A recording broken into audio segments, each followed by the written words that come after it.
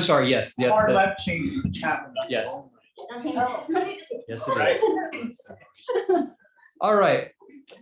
Brian, let's take roll. Mayor Godis, Here. Mayor Pro Tem Wellman. Here. Counselor Hershey, Yes. Counselor Kaup. Here. Counselor Dem. Here. Counselor Stepp. Counselor Wusso. We have a quorum. It's all right. So the pledge of allegiance.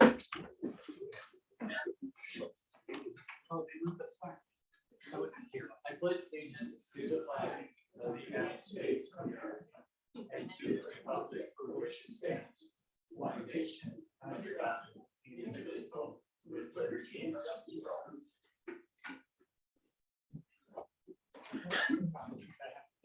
Okay, are there any agenda changes or conflicts? Yes. There we go. Here we are. I am requesting that we move off of the consent agenda item G about the approval of a Great Outdoors Colorado grant for Sarah Park improvements so that we can discuss the funding. I'll apply with that. Why don't we just move that to the first action item? Thank you. Any other changes or conflicts of interest? Okay. Any citizens appearing before council for items not appearing on the agenda? Nope. Okay. I'll bring it back for council comments. Go ahead, Councilor Hershey. Thank you. I was probably shouting that today is, or this month actually, Women's History Month. And I wanted to tell you about someone. Her name was Jeanette Rankin, and her name is kind of forgotten in history. She was the first woman congressman in the history of the United States. She was elected from the state of Montana when women in this country could not vote. We didn't get the vote till the 19th, or women didn't get the vote till the 19th Amendment in 1920. She voted against the United States entering into World War I. It was clearly in the minority. And then she left Congress and then came back and was elected in 1940. And of course, on December 7th, 1941, the Japanese attacked Pearl Harbor. There was a declaration of war, and she voted against it. She was the only congressman. So that is considerable dissent. She had to hide in the phone booth during after the vote because people were so mad. Her fellow House of Representative members were booing and hissing her. She got telegrams from Montana. She left Congress voluntarily in 1942, knowing that she wouldn't be reelected. She lived well into her 90s, and in the late 60s and 70s, she was a pacifist and supported against the Vietnam War. She said when she voted against the war, she said, "I'm a woman and I can't go fight, so I'm not going to send somebody else to." And again, very, very unpopular position. When I see on this council that we have a unanimous decision, and Ryan says 7-0 unanimous, or Councilor Hershey, can your mic is not on. oh, I'm sorry. It's okay. I won't go on. No, you're talking. I'm sorry. And I'm disappointed. I think there could be just one of us here, and the rest 6 of us could stay home, and it would be a really quick meeting, and we could decide. There is nothing more important in this country than dissent, than hearing from the minority voice. Our Constitution was designed to represent it. So, Mr. Mayor, when you say sometimes 6 to Tony Hershey or something like that, I really don't appreciate it. I sometimes will vote against things where sometimes I'm joined by 1 or 2 people and sometimes not. But I think it's important, very important on this council or any government body or in Congress or in the Senate or in the state legislature to have dissent. And it's important, and it's how the system works. So I hope we keep Jeanette Rankin in mind. She had a lot of courage to do what she did. And I think it's important. I certainly disagree with her, especially with regards to World War II. We were attacked, but she had the courage of her convictions, and I appreciate that. Thank you. Thanks, Tony. Anybody else? Good. Charlie. Yes, it came to my attention tonight that Sorry, That's okay. I wasn't here last time and I forgot how this works. yeah, it came to my attention earlier tonight that apparently there were some decisions made about not taking public input during the airport discussion. I think we've also had some other discussions in the work session about what we're going to include in that debate tonight. And it's going to be fairly limited. We're going to talk about affirm the decision we made back in 2021, or whether we go with maybe a north runway, moving the runway to the north. And I think we should accept comments on that. I think there's also the issue of the, I'll take that back. We're going to talk about the insulation. I think it's a right term, yeah. Insulation. I don't think we need to make public comment on that. So I would move that we take public comment during the airport session on if the public has any comment on the issues of whether we should keep it in the current configuration or move it to the north. Other than that, I think we should limit it. I want the public to understand, I've read all 121 pages in our packet. I read every comment in there. I'm well aware of the issues and the feeling of property was dedicated to the city. That people think it's an amenity. People don't think it's an amenity. People don't think we should spend money. Other people think we should spend money. I think I have all that. But I think we should take public comment. So that's my motion. Second. Been moved by Charlie, seconded by Tony. I'll just say, that, and I apologize for any confusion that I might have caused. I had consulted with a number of you individually and separately. And it's not an ordinance where, as I said, that we're required to take public comment. We've had a ton of public comment, 121 pages of online comment. We've had a 3-hour listening session. Not that I'm not always willing to take more public comment, but I don't know what additional public comment from the same people saying the same things would serve, and that's fine. I think my concern is it's a process thing. Once I had 5 members of council say, yeah, we probably don't need additional comment. I let Ike at the paper know when he was writing the preview that we wouldn't be taking public comments, so that I don't know that it's fair for the general public to have that in the paper and have that published that we won't be taking public comment, and then it comes back and now we do. So I think there'll be some people that are sitting home going, well, I couldn't give public comment. And so I apologize for that, if that was not the intent, but there's a motion on the table. So I would like to respond because I appreciate you talk to people and that was your view, but the decisions about whether we take or don't take public comment happen here in a public meeting. And if people show up and we decide not to do it, I guess that's part of the risk. But I don't think that you have the right to go out and talk to the newspaper and say some decision was made, we're not going to take public comment. And I guess I was trying to keep this at a different level, but I don't appreciate that. I think you have the right to do that. Really quickly, I'm getting feedback that everybody needs to speak louder into their mics. And I'm sorry with the mic thing. Right now. okay. So I guess if we're going to need a vote on every agenda item, whether to take public comment or not, we can do that in the future. But That's not what I said. but then who decides who when we take public comment? We do it here in the meeting. Okay. Go ahead, Shelley. I just have a question on that. It was my understanding that typically if we're voting on an ordinance or a resolution, we take public comment, right? A code change type thing. Yeah, Or- there is. or a public, yeah. A planning and zoning type land use. There are 2 items that you always have to take public comment on. One is an ordinance that's required by the charter. The other is any land use hearing you have to take public comment on. Outside of that, you will always hear me. It's at council's discretion whether or not you accept public comment at the time of or otherwise. It's entirely up to you guys. I typically suggest it's a good idea if you're talking about spending money that you might want to get some public input on that, if it's large sums, something like that. But there again, it's not required anywhere other than an ordinance and a land use hearing. Okay.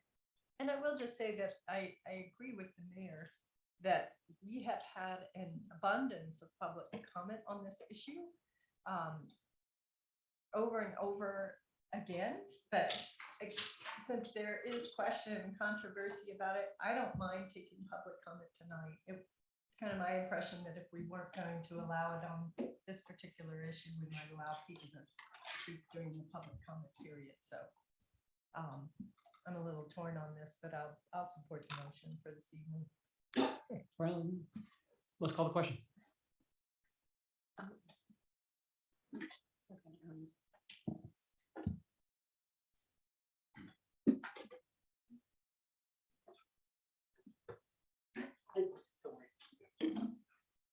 Sorry. You missed one meeting.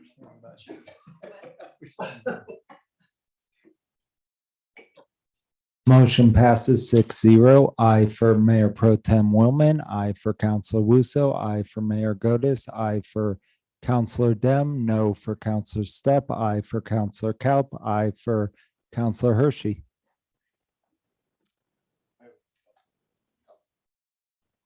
I'm still getting feedback that they can hear the three of us, but not you guys. So I'm assuming you might have turned it down a little too far. Can I jump in for my council comments? and we Can I test while it? you're doing that? Test. Okay. Great.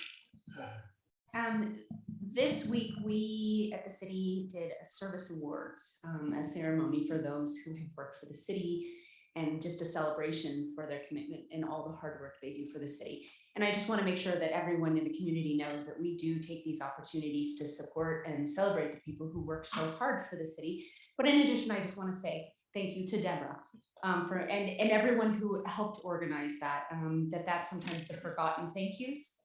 So thank you for serving your staff so well and taking good care of them. Thank you. Yes.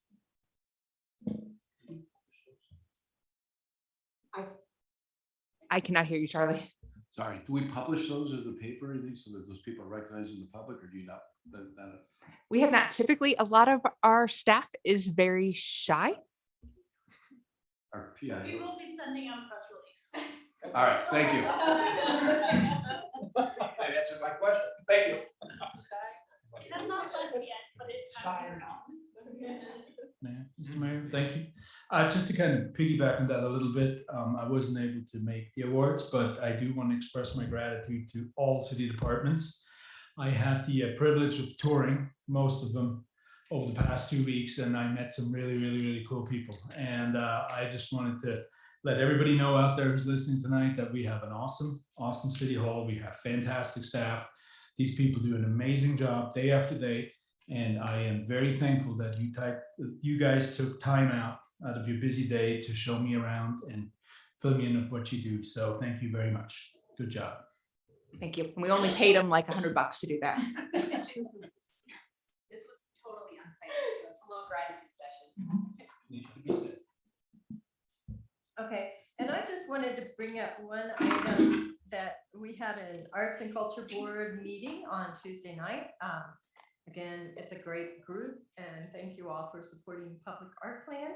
The project on the Topex is going to be moving forward, and they're hoping to put the artist call out at the end of this month, I believe, and hopefully get those painted by early in the summer. So one of the issues that came up, though, I don't know if many of you remember, there was an artist event downtown on the Bethel Plaza last summer that was kind of a surprise to the local community. Nobody really knew about it. And I had a lot of feedback from people who went and they said, wow, there's an arts festival down there. It's called the Glenwood Springs Arts Festival, but there's no local artists in it. And it really wasn't advertised to the local community. So there was a discussion on the board that this, in the community trying to work and create an authentic and local arts scene and identity for Glenwood Springs, that there's kind of a problem with that. And I don't know how we can handle it or what a solution, but I had asked Carl to look into it. Maybe there's something in our permitting process that we can kind of either request that they include local artists, or somehow that if they're going to come here and use our economic success on Memorial Day weekend, and granted they'll be bringing people in, but if we had our say, we might have them do it in the off season. But just having that some way be a local event, or at least include locals, or at least advertise to locals better than what was done in the past. And since we're permitting our public festival street Yeah. event, how do we handle that? I mean, I think that, in my email, I said there's really not a way to control the name Glenwood, obviously. There's, dozens of businesses in town and out of town that use Glenwood or Glenwood Springs. And what I suggested to you in my email to you, Shelley, is that maybe that, we require that they say, not affiliated with the city, or something like that on their literature. But I think it's very difficult to, I guess I don't know how far down the local preference route. We spent a lot of time in the contracting world getting us out of that, if you remember, and for a variety of reasons. And so I think it's very difficult. I'm not really sure how you would decide what was enough or not. You know what I'm saying? Like, I just don't have a good solution for you. I really understand and respect the problem. I mean, the easy solution is after this, Memorial Day, is that the local arts group select that weekend and do a Glenwood Springs Arts Fair that is them. If that's, I think competing for that space and time may be the most effective thing, honestly. Okay, and I guess too, I'm just curious, in some of the other towns, we have communities around us that actually are artists, the designated state art districts. Do they have a way that they kind of control to where they're really? No, I don't. It's about authenticity. It is, and I think a lot of those, and I can speak a little bit to kind of the town that I'm, from a consumer standpoint most familiar with, which is Carbondale, and they simply occupy that space because there's a very vibrant local art community that drives it, right? Like you don't see something like this, I think, in part because they occupy that space fairly effectively. And they're, and maybe in the early days that wasn't the case, but they've been around for quite some time doing that, right? We're in year 2 or 3, and a couple of those were, pandemic years. And so it's tough, right? But I really think that's in those other communities. I think it's really about just on frankly, a competition basis that local group is occupying the space. If it's any consolation, having this conversation over in Silverthorne too, they're trying to do kind of the same thing, struggling with a couple of the same issues. And I think my take on it personally is it's just that it's in its infancy. In 3 years from now, they will fully occupy that space as the arts community in Glenwood. And I don't think it'll be as big of an issue. That's our hope. So, okay, thank you. Thank you, Shelley. Anybody else? Anybody else? I would like to just pause for a second, and especially since we have the support team here. Thank you. Maybe that's part of the problem. I'm getting feedback from the community that maybe they can't hear us. They heard Carl. Either one, we need to confirm and do a test, because 5 minutes right now is going to serve our community really well when they can hear everything we're saying.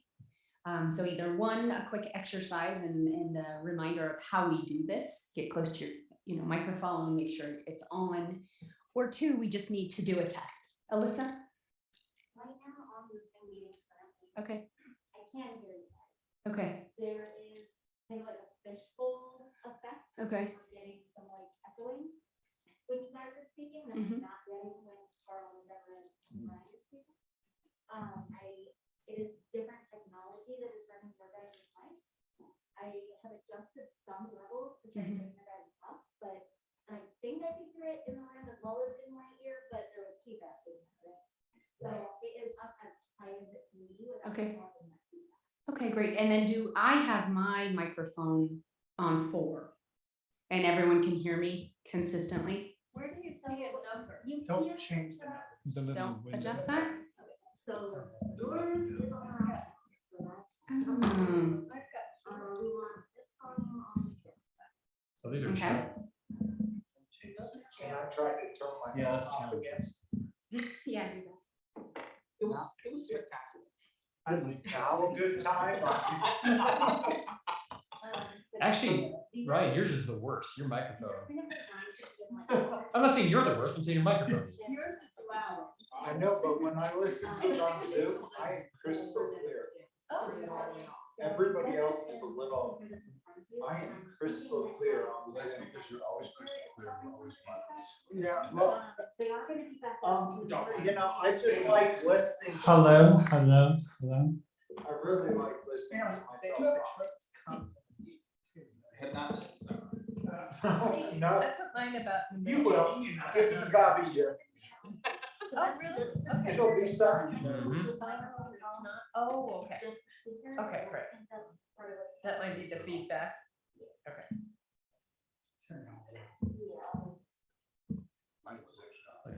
How, all the way down. Brian, can you hear me? Are you doing? John. A little echoey? Sure. Yeah. Go ahead, Paul.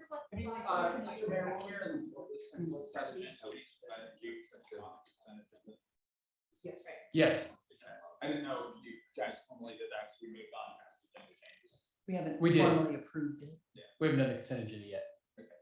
I didn't know if you wanted. With the exception of options. Yeah, no, we got it, Would you yeah. like a motion to approve Could- the consent? could No, I- we're still could I- doing couple comments. Okay. Sorry.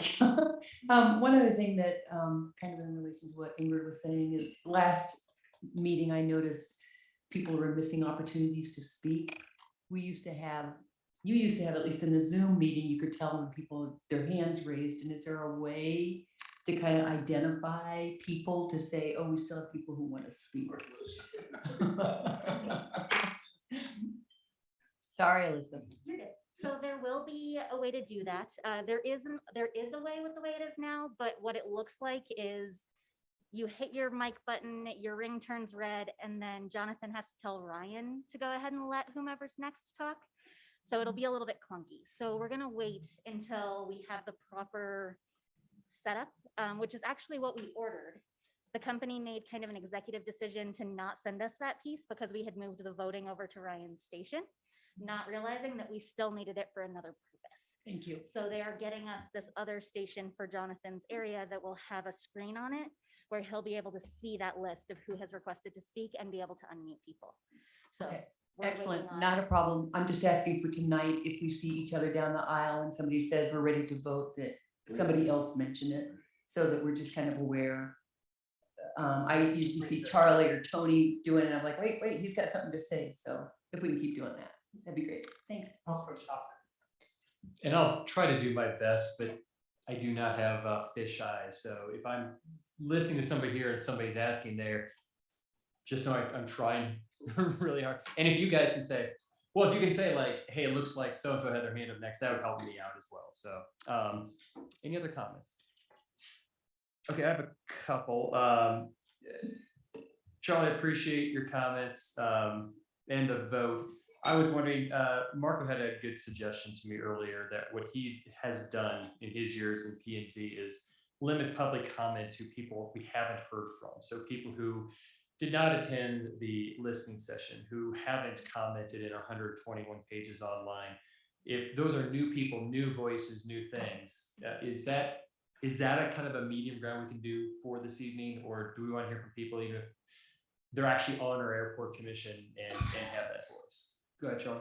Yeah, actually, that was my original idea before, before you were gonna have it and it was announced that we just limit it. I don't need people, I think I said that earlier tonight. We don't need people, I don't need to hear again that they think it's a great amendment for the city. I appreciate that view. I've read that. What I'm looking for is new comments, which is why tonight I limited to just, these are the two questions we're gonna address tonight that should get public comment on, and that's why I limited to that. But I agree with what Mark was saying 100%. Okay. I don't want to reinvent the wheel, and we've done that recently. And sometimes you have to do it because of the public process.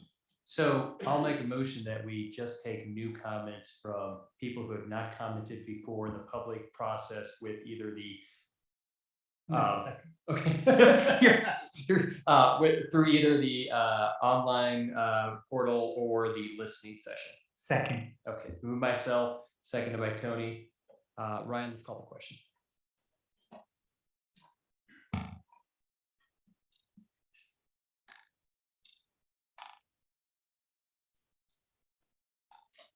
Motion passes 7-0. Okay, I also wanted to bring up, I know we have, I was trying to park in the parking garage. Come down a couple times, I noticed we have a trailer that's been parked there. And I know it's the trailer for the farmer's market.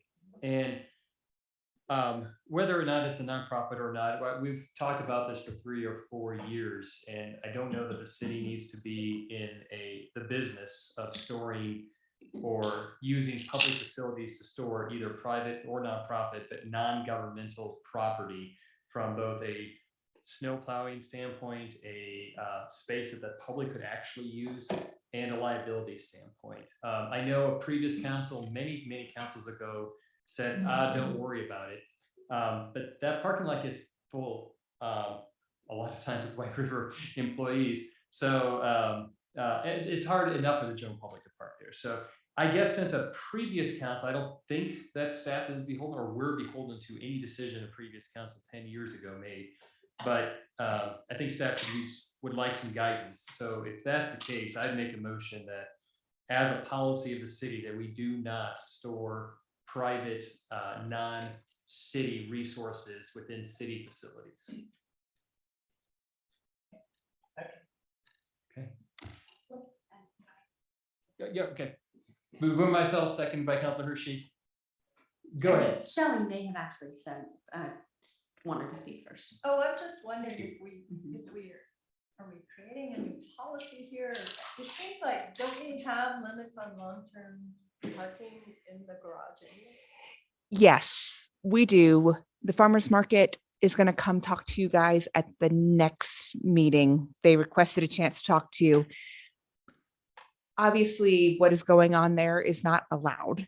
However, because it was something that a council had previously allowed, it's going to end up in your lap anyway. So I just figured it would be having her come and talk to you guys is an option of going forward. Of course, you guys can give me direction tonight if you want to. I'll rescind my motion if she's gonna be talking to us in the next meeting. Okay. That was my Yeah. comment, is that I think that in general, our decisions are best made when we have heard from all of the community members who they'll impact. So, thank you. Last thing I want to say, Councilor Hershey, I absolutely appreciate what you said to start off the meeting. And I agree with you. I think absolutely the minority needs to have their voice heard. And I think Congresswoman Rankin, I didn't know that she voted against the second World War as well. I remember her both wars. But you know, she also expressed what her dissent and convictions were for. And I think that it's incumbent upon all of us as the minority voice. Whenever we're all of us have been the minority voice. I don't know that it's necessary for the majority on a 5-2 or something we're all kind of agreeing on, but there's a couple dissenting voices. I don't know if it's incumbent on the majority to say, yeah, I agree with that, or what she said, or whatever. We don't need to hear that. The vote, I think, kind of speaks for itself. But I think it is important to hear from the minority, maybe not a long-winded rant like I'm doing now, but a short, succinct reason for their dissent. I think that helps the process. So I guess I would just encourage everybody, if you feel like we're in the minority, to give your opinion and to give your rationale and your reason and express that. And that's the only other comment. Thank you. All right. Make a motion on consent. Please. Make a motion to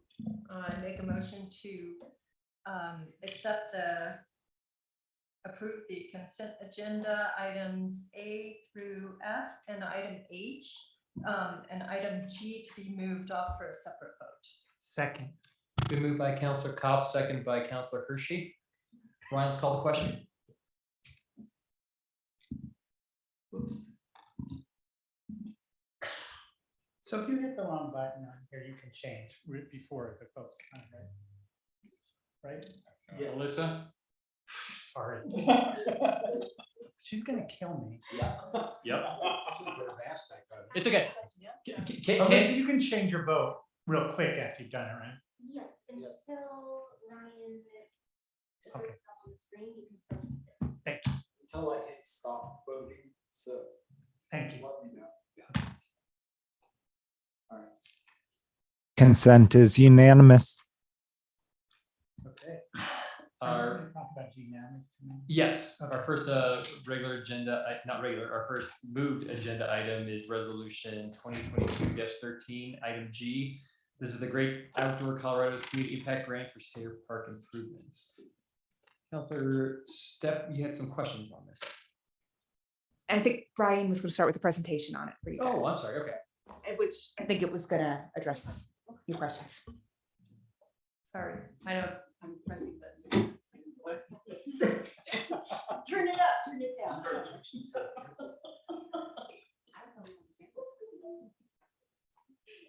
What year was Glenwood founded? 1894. Could they hear the council in 1894? I think they were. I guess my thought would be, I'm not sure how anybody heard them when they used to be in the old electric building on Grand Avenue. And my understanding is the real meetings occurred at docks ahead of the meeting. And they were very quick as a result. Just food for thought. I moved to move the meeting. For the record, it was 18. Thank you, I just 10 checked. years of hydroelectric. Oh. One of the worst in the country. And Shelley, Glenwood Springs was named after Glenwood, Iowa, because Mr. Cooper's wife was homesick. Glenwood is also the home of the state's. That's the agenda on that screen. I think, Shelley. Oh, I was looking at there. Does anyone else have any Glenwood news? Does anyone else have any Glenwood history? So it was Cooper and Cooper first. I don't know that. You figured it out yesterday when they gave the speech. Glenwood Springs was one of the first cities in the country to have one. Yeah, I learned that when we had. Are we ready, Brian? Okay, I think we're good. Okay.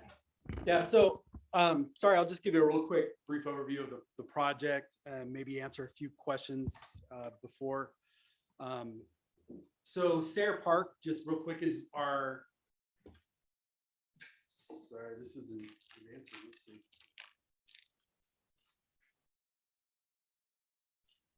There we go, okay. Sayre Park is one of our largest parks in the city. We have a number of special events that happen there. It is the only park within walking distance, which we consider about a half mile, that has all these amenities of a baseball field, tennis courts, basketball courts, playground, barbecues, volleyball courts, horseshoe pits, restrooms. It is our most amenity functional park that we have. It is also the most central to the most residents within the city. Just a few little fact numbers. So we get about almost 64,000 visitors at the park every year. During the pandemic, the first year of the pandemic, we saw an increase of 40% of outdoor recreation use, and that increased to 60% the following year. We haven't seen those numbers go down. People finally, I guess, shut off their computers and went outdoors to get some fresh air and realized that they love it. So we continue to see very heavy outdoor recreation use. The park has hosted a number of very large special events, including Strawberry Days, which is over like 123 years old, seeing about 8,000 visitors there. We know that we have somewhere around 9% of Glenwood Springs residents and families have disability. However, the most inclusive, the nearest fully what's called the universal design playground is about 175 miles away on the Front Range. When we went through our RERC process, one of the recreation economies in rural communities, one of the things that came out of that was a recognition and feedback that we have underserved populations that do not have the same opportunities as other residents, especially those with language barriers and those with ADA accessibility barriers.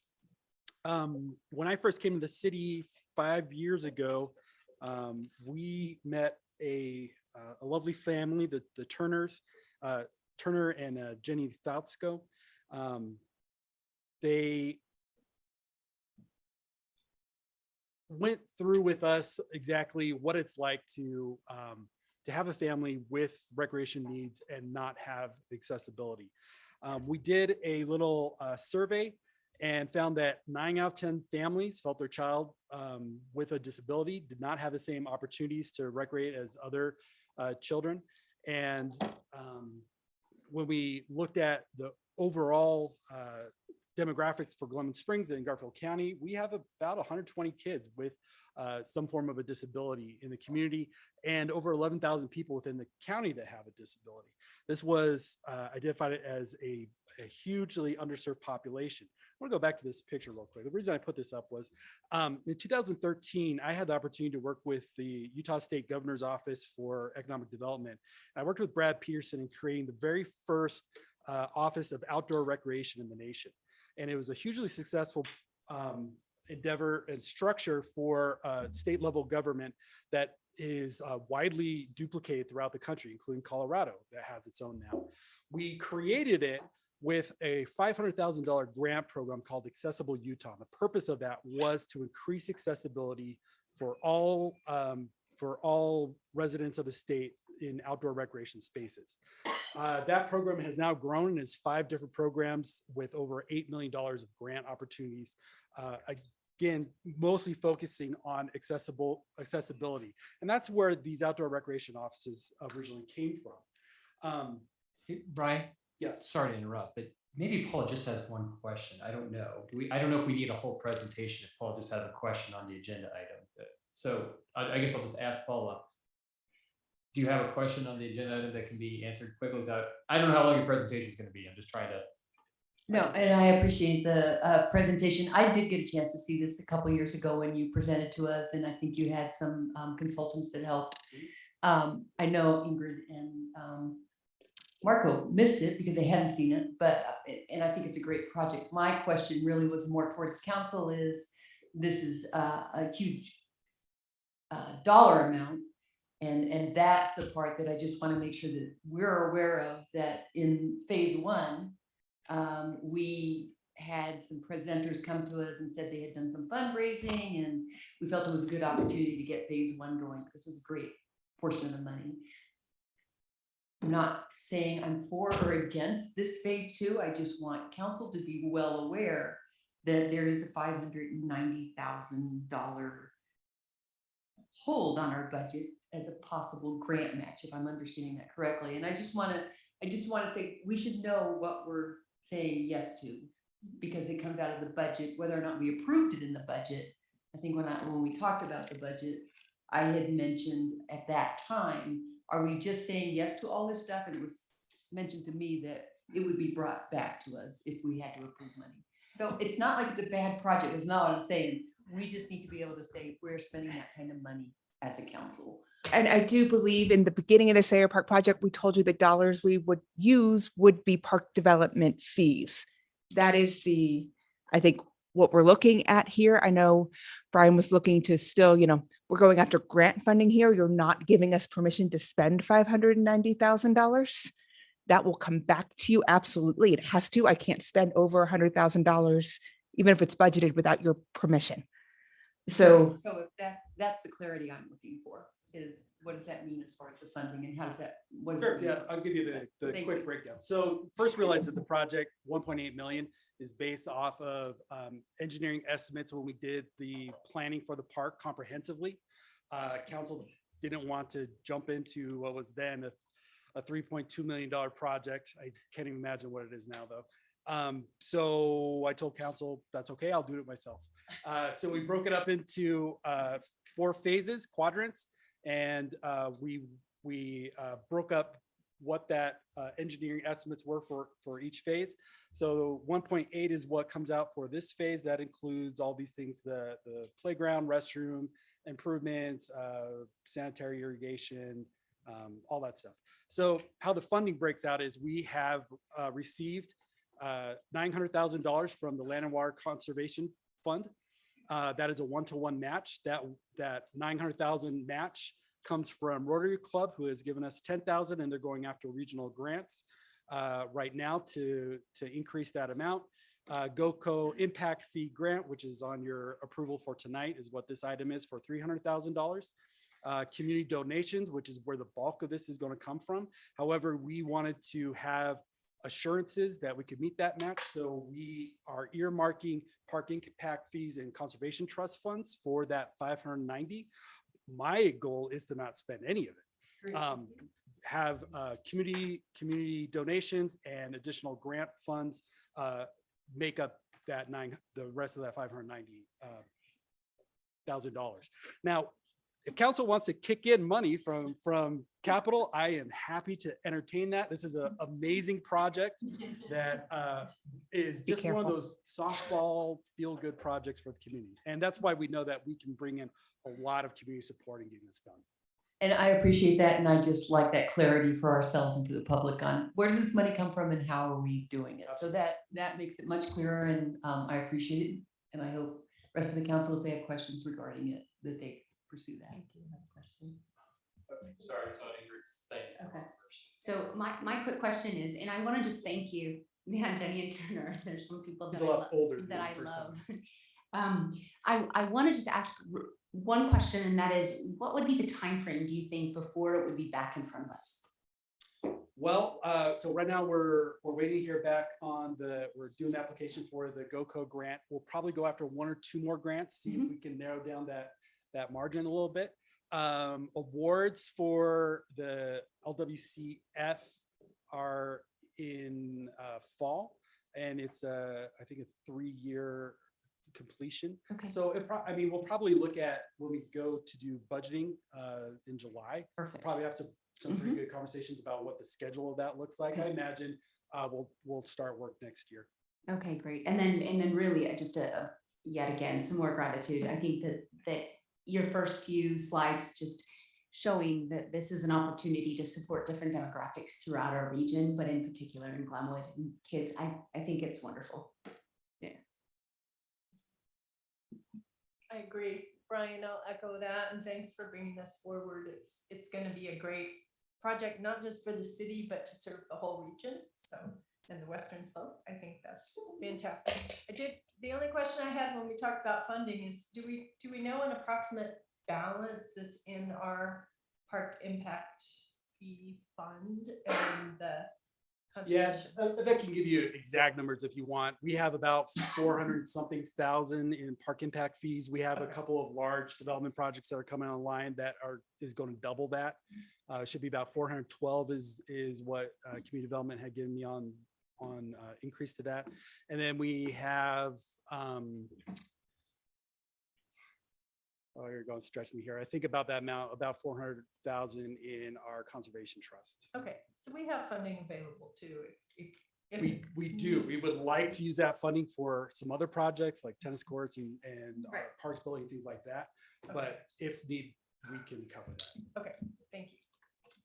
Councilor Wilman. Thank you. Yeah, and Brian, thank you for fighting the 900 and hopefully get another 300 and the rest of it so we can get this done. As you know, I have a son whose development is delayed and the challenges that when he was younger to use equipment and things are significant. So I think this is a critical project, and if we had to take this money from something else, I would be supporting it and be very transparent as to why. So I move for the approval of resolution 2022-13. And I'll second that. Been moved by Charlie, unanimously seconded. I will give that to Ingrid. Oh, sorry. Sorry, Councilor Hershey. Straight out. All right, Ryan, let's call the question.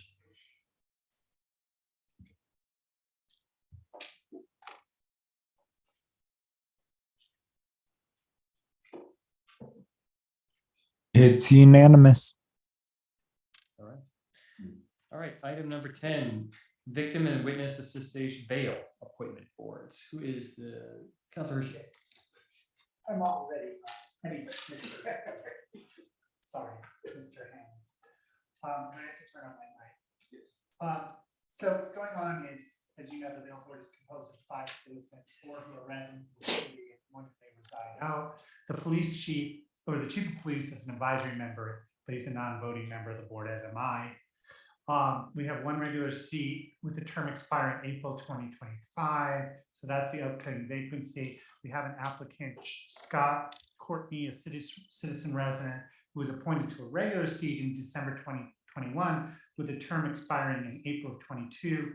So he's now eligible for reappointment to a regular seat. So I would move that we reappoint Charles Scott Courtney to a regular seat on the Victim and Witness Assistance and Law Enforcement Board with a term expiring April of 2025. I'll second the motion. Thank you.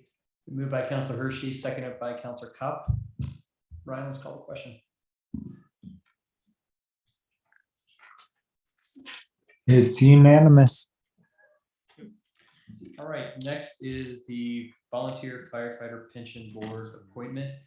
I guess just as a point of order, do people mind if I just do the thing that C non-controversial, just do a unanimous consent or just ask for? Okay. That's what we got. Condition. Although I do like pushing the button. All right. Volunteer firefighter pension board appointment. Is this me? That's you. That is me. Okay, well, I'm going to recommend Mike Arnsdorf. Alsdorf. Thank you. I knew a Mike Arnsdorf in high school. Thank you. Might need those. I would, I guess, I will move to, this is a term. Sorry, with the staff report. Anyway, I'll move that we appoint him. Second. Been moved by myself, seconded by Councilor Cup. All those in favor, say aye. Aye. Any opposed? Motion carries unanimously. All right, next item is the Housing Commission. Yes, and that is me. We do have 2 members that are up for reappointment. Matt Spidell is a city resident. He was appointed originally in April of 2019 and has reapplied. And Aaron Morelli, also a city resident, the same, appointed in 2019 and has reapplied for a second term. Paula and I have both discussed this, and we recommend reappointment for Matt Spidell and Aaron Morelli with terms expiring in April 2025. So I would move that both of them be reappointed to the Housing Commission. Second. Been moved by Councilor Kopp, seconded by Councilor Stepp. All those in favor say aye. Aye. Any opposed? Motion carries unanimously. Thank you also to Mr. Spidell for his work on the ad hoc housing committee as well. I know that takes a lot of time. Yes. Before we move on, I just want to say thank you so much for your willingness to serve, and we're fortunate to have these community members to support us in making decisions. Thanks. Next is the update on emergency evacuation planning. Terry. I'm evacuating now.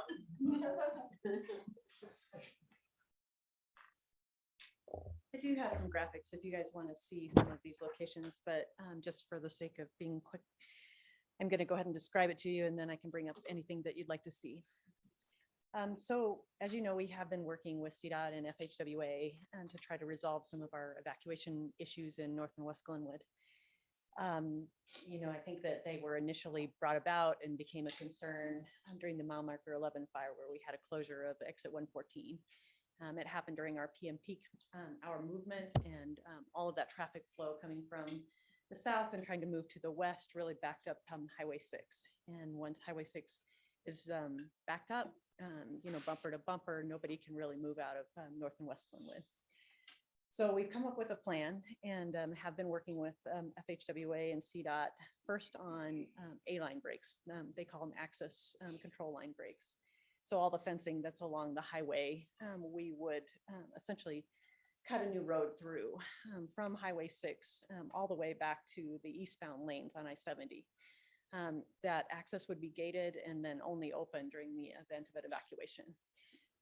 We would put these access line breaks at Storm King Road and then West First Place on the east side. West First Place, it's there next to. Terry, do you happen to have a map of that? I do. Let's see if I can bring it. You call it an A-line break? That's what CDOT calls it, and I quickly always call it that, and I probably should. Access. Yeah, access line break.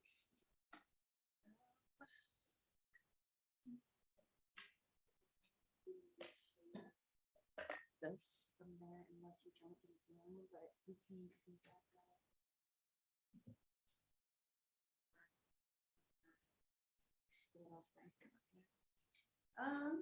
Do you guys really want to see it? We can do a flash drive and try and bring it up? Would it be helpful to see it? Do you mind? Yes. Yeah. Brian, you Terry. have your flash drive? Sorry. Sorry. No, it's I okay. should have put it on a flash drive to begin with, so I was thinking we could still plug in our laptops. But Terry, Yes. I'm a panelist. You could email it to me. And Glenwood, Iowa has screen on. a declining population. It was named originally after a pastor in 1869 named Glenwood. Well, this is, it's etymology. Okay. Ever, you're going streaming everybody well? Wikipedia. Sorry. I did not. School was built. Guess what? What? Remember, we just said. 18. And The house, the town was founded in 1883. But who was built? 1889. That was 1888. I've got. Well, it's completed. The finishing touches were 1889. It's dedicated. Now, did you know Glenwood wasn't the county seat until August? Yeah, what? Yeah. Yeah. Okay, I just did. But wasn't the first? Yes. The chair Okay. recognizes Deborah.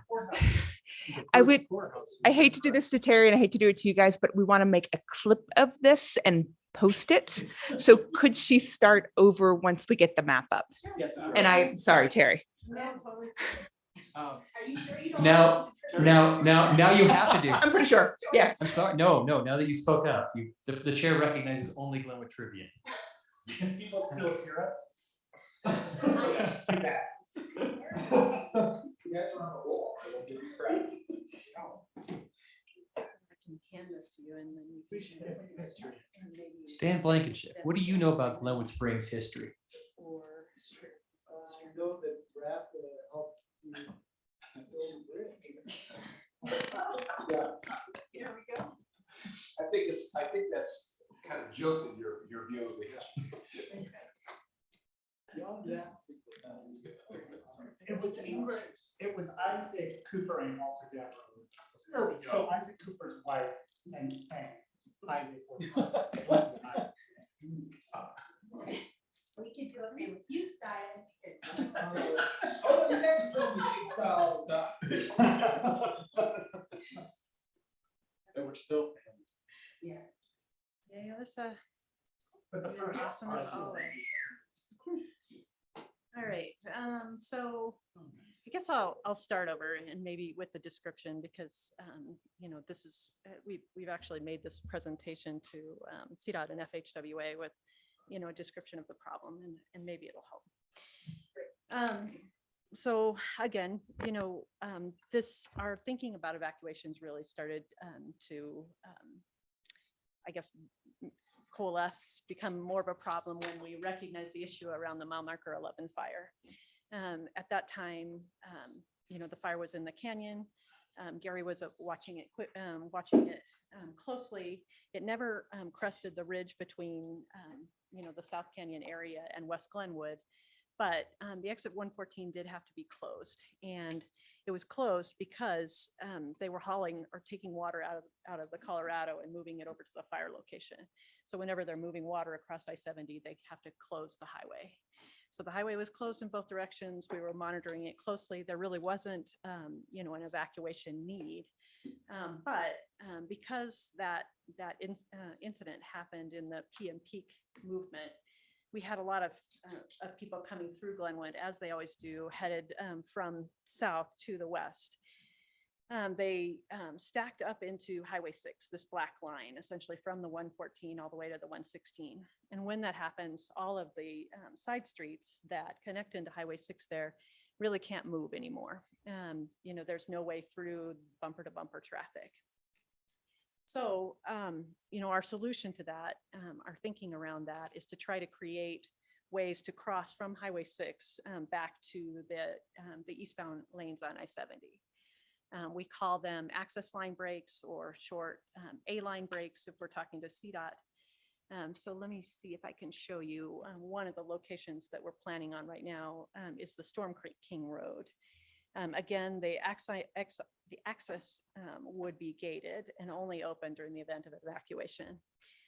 It would allow access from Storm King Road, so a direct connection into that whole North Glenwood system. We would cross potentially crossed westbound I-70 and then allow traffic to re-enter I-70 eastbound. From there, they could go back to the east, obviously, through the canyon if the canyon remains open, or they could get back on at 116 and head south. So 2 different routes out of Glenwood in the event that we have that same condition. Another point that we are considering, or actually we're in progress on designing, is here at the West First Street access. This is close to Pit Stop. We would be coming through that road and then again connecting into the eastbound I-70 lanes with access both to the back to the east and then to the south again in the event of a closure on the 114. So that is our first goal with the evacuation planning. We really wanted to be able to address this kind of immediate condition, and it's in design right now. We've got survey ordered, and they've allowed us to do an in-house design. It will be built in-house. Deborah has decided that she's going to reorder the work of our Public Works Department as soon as this gets CDOT and FHWA approval, which is needed. They have supported us so far. They think it's a good idea. And I really don't anticipate, many hangups with their approval. So we're hopeful that this might be in place, in July, in the July timeframe. The second thing we've been working on is a traffic incident management plan. We call it a TIMS plan. Essentially, that's what we developed for the Glenwood Canyon closures. It was a plan on how to keep people out of the canyon in the event we had mudslides there. It was created relatively quickly, in response to the debris flow events that were already happening. It involved, all of the agencies that surround it, both Eagle County, Glenwood, Garfield County, Colorado State Patrol, CDOT, and we, figured out a way that we could hold traffic at exit 109 and exit 133 to keep that from happening, to keep people from moving into Glenwood and to keep people out of the canyon. This would be very similar, and we would be expanding the scope. We would be looking at how to keep people from coming into Glenwood from the south. So that PM peak movement that I showed you earlier, we would be trying to hold people out of Glenwood on the south side. There are a few choices that we could use for that, and I'm not sure if I have that graphic here. I'll just kind of quickly scan and see if I've got that PM peak access. But essentially it's at CR 154 and also at the intersection with Carbondale. Sorry, this was very long, and we thought about many different scenarios.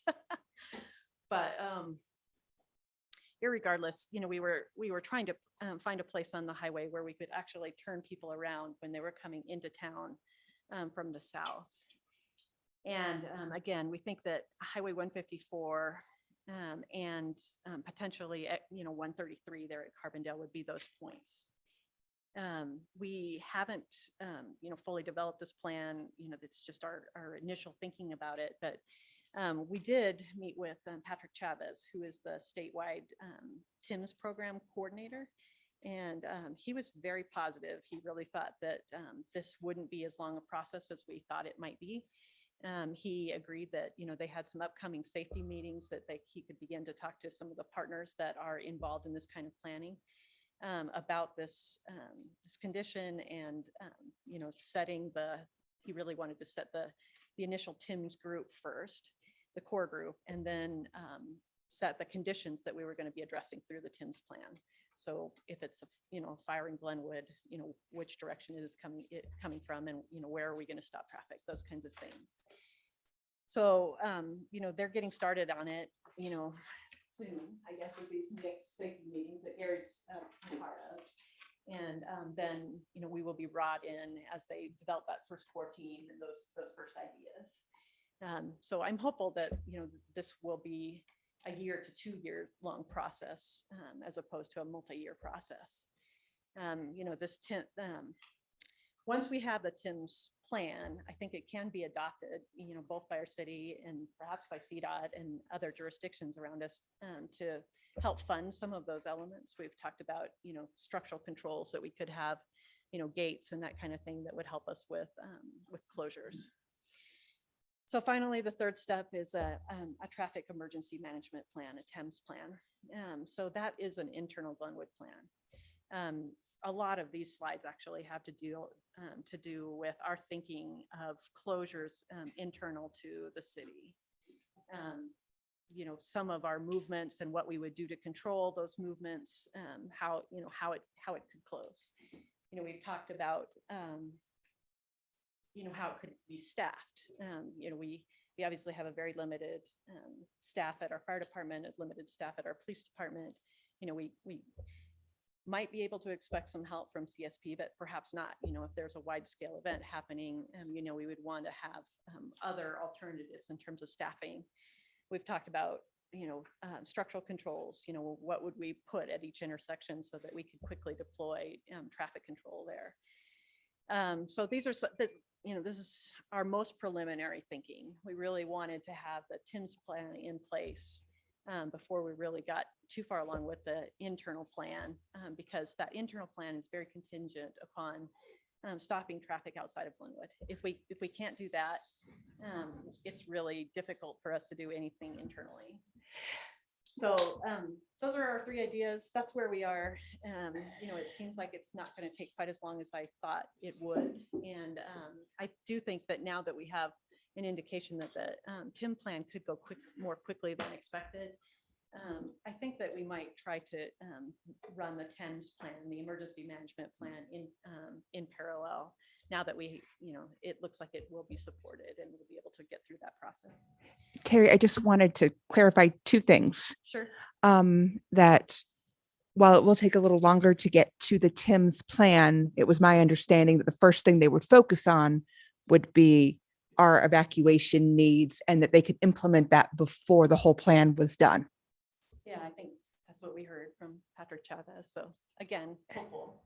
And then also, this would not be something we would do if there was just an accident, right? This is not like, this will not keep us from ever having traffic or being gridlocked, right? This is just if we are worried and we need to get people out. Yeah, that's very true. I mean, we have incidents on the highway all the time, and we're just not going to try and take people out of North and West Glenwood for those kinds of reasons. It's going to be, directed really from our emergency services that, we need to implement an evacuation plan. So, I would add a caveat to that. That's why the TEMS plan is so important.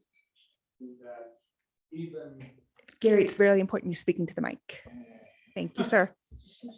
I don't want to hear it the first time, let alone. They just can't hear you at home, Gary. It's really important that we proceed through and get a TIMS plan, because it does not only apply just to fire evacuations. We've had truck wrecks out in the canyon that have totally gridlocked again the town at that PM peak traffic flow to the west. So that TIMS plan is more of an all hazards plan, where then we move into the emergency. But if I go block the state highway today, I'll end up in jail. The first state patrol officer that arrives will haul me to jail, right? So I need him to create the plan so that we're working in coordination with that. So that's the importance of working through the process. Thank you. Sorry. Thanks, Gary. No. Oh. I do have a question, Terry. One of my concerns has been the Wolfson Road in Midland on that area, and the amount of development we're doing out there, which means the amount of people starting to live out there, plus we have a mall, plus we have RAFTA. What do we, or are we looking at also kind of figuring out an evacuation process of getting people out of there? I remember with Colseam Fire, it started coming up over that mountaintop. And I see a problem at 8th and Midland. And then on the other side at the roundabout by the highway, I just kind of feel like that could be a huge conundrum. And I didn't know if that was part of this evacuation planning process. every single one of those intersections have, we've had discussion preliminary discussion about in this process. I think I've even got a slide that shows some of our preliminary thinking. But just quickly, the intersection at Midland and West Wolfson is one of the points where we thought that we could take pressure off of the 114 in the event that, we do have a fire moving through South Canyon. So our initial thinking is that we turn people at that intersection. We've also thought about, having vehicle storage at the mall. If we need people to sit tight for a little bit for direction, that might be one of our places where we would have vehicle storage. But you're right, the coal seam fire is one of those conditions where, we would really need to take those people out of there quickly. And I don't have a solution for it yet. It's going to be something we'll have to keep working on. If you could keep that in the process or in the thought line, that'd be great. Absolutely. Thank you.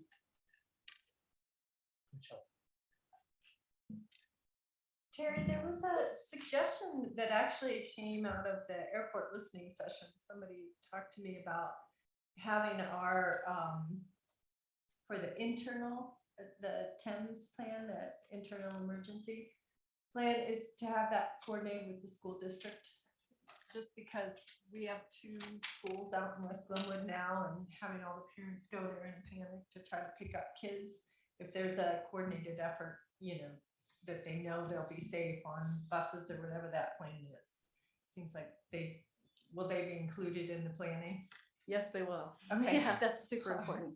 I agree. We can't have parents trying to crash barricades, to get their kids. Yeah. That kind of thing. We need to figure out a way to get kids out of there to a safe spot. So yes, we'll include them. Okay, thank you. And I recently, as many of us understand, like we get a lot of community feedback. And recently someone told me, and I wanted to clarify, they said that I-70, if well organized and the plans are tight, could actually accommodate and was built to accommodate 3 lanes of traffic. Can you touch on that? And it's okay if you can't. I think sometimes it's a great opportunity for us to just clarify. I would say that there's an awful lot of space in between the eastbound and westbound lanes.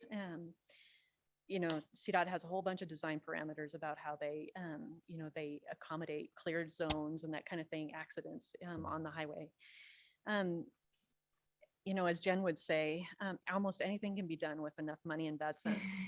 And so I think that, it is something that could potentially happen. It could integrate into a plan.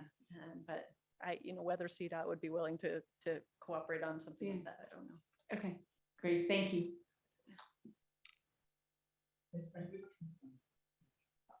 No, this is a presentation. Do you have anything else? Nope, that's it. Okay.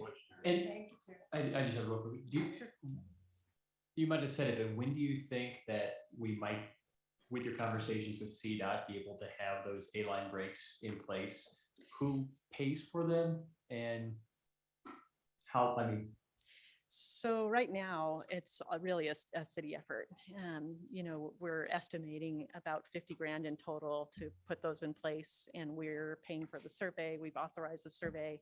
Jessica is doing our design in-house, and Jake Valesky will probably supervise the construction when it happens on site. And so, there will be some additional costs probably for gates, emergency gates at those access points, but we haven't really looked for outside funding partners. We feel like this is critical for the city. I think it's one of those things that we would try to find funding from other sources for. Yeah, I'd like to follow that up with it. This is engineering's, along with Southbridge, #1 priority. And I don't want to wait to try to look for funding. I think ensuring the safety of our residents is our #1 priority. and Carl, I think, stop me if I should not be asking this question, but the okay.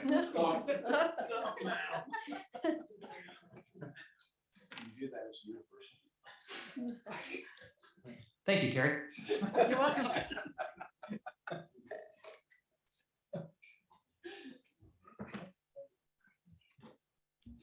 And I just wanted to highlight for everyone how helpful and supportive CDOT is being, even to the extent of sending the man who's in, or the man who's in charge of Tim's planning for the entire state came in person to Glenwood Springs this week, and that was wonderfully supportive.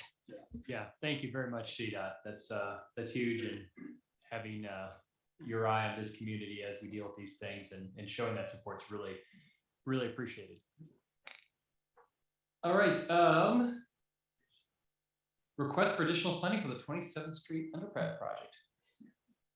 I will start, but Dan Blankenship and Nick Sen from RAPTA are also here. So I will let them come up and speak at some point if they'd like to. So as you guys know, we've been working in partnership with RAPTA for over a year, trying to create underpasses at the intersection of 27th Street and State Highway 82. It's been, long seen as a really important safety project. We did have a pedestrian fatality out there. In addition, it's just the Rio Grande is highly used in terms of a corridor crossing. It's viewed as dangerous because there's a kind of a slip lane of traffic that's trying to go from 27th Street, to the south. So we have, in the past, we've installed a special, or CDOT has installed a special signal, at the request of the police chief to address, pedestrian safety issues on that particular leg. I use that intersection every day, and I see a lot of people crossing State Highway 82 to get to the BRT facility. So, in terms of a highly used intersection, I think it is, an important project from a safety standpoint. So the project was recently bid and then rebid. The engineer's estimate was 10 million. The project came back with two bids at about 15 million, a little over 15 million. The city did sign tonight IGA with RAFTA agreeing to split additional costs for the project that were not driven specifically by either of the owners, the city or RAFTA. So RAFTA came and asked if the city would be willing to split the amount of the project shortfall. That amount would be $3 million. Our city manager has identified two different possible sources for the 2 million. 2.2 million could come from our American Rescue Act funds that had been allocated towards the improvements in the Meadows Shopping area, Meadows Shopping Center area. Or could be. We haven't allocated them yet. Okay, could be. Thank you. 800,000 could be taken from capital reserves, as long as Yvette leaves the room. So RAFTA has also offered to loan the city money to complete the underpass project, and those details of a loan have not been, really discussed or determined. So with that, I don't really have anything to add. Do you guys have questions of me or Dan or Nick? Did Dan have some like a present? Did Dan have a present? Did Dan have a presentation or? Excuse me. No, I don't have a presentation. You were speaking a little while ago of, things that could get done if you had enough money. And this is one of those projects.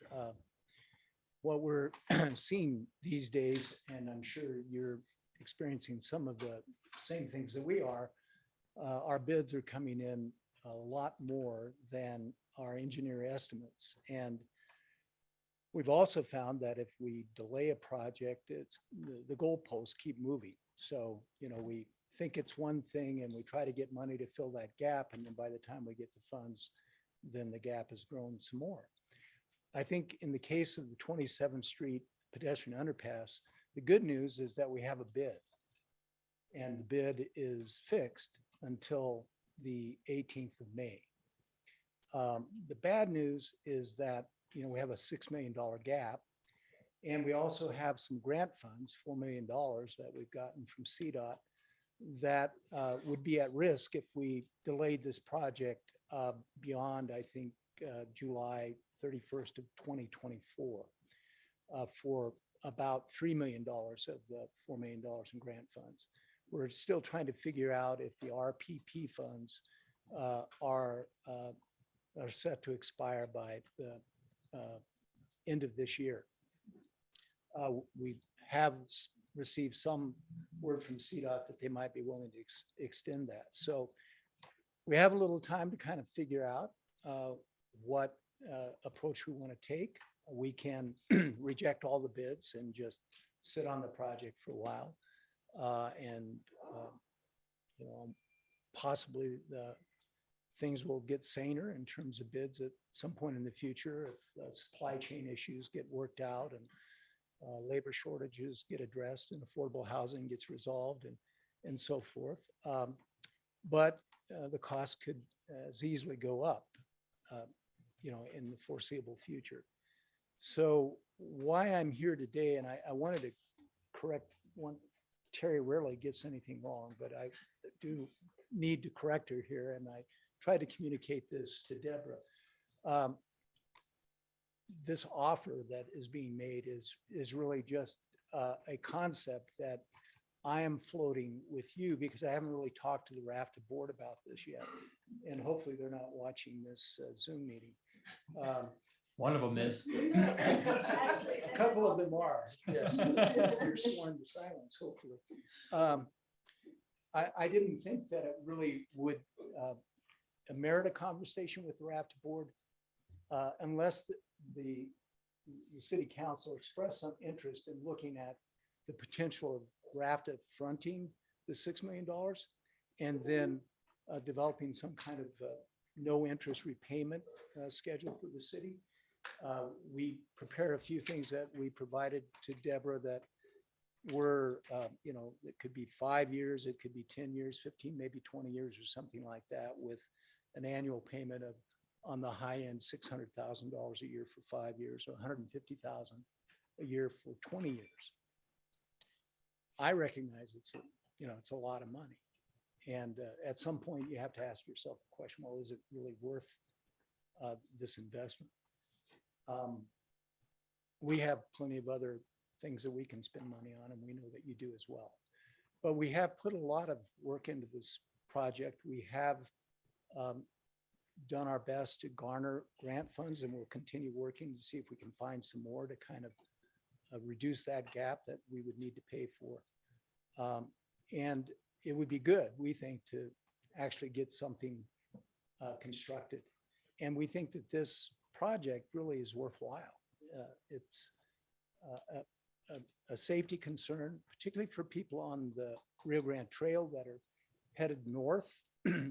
And you have people coming up 27th Street that are wanting to make that right turn. And they're looking to their left to see if there's traffic coming and they're swinging into that accel lane.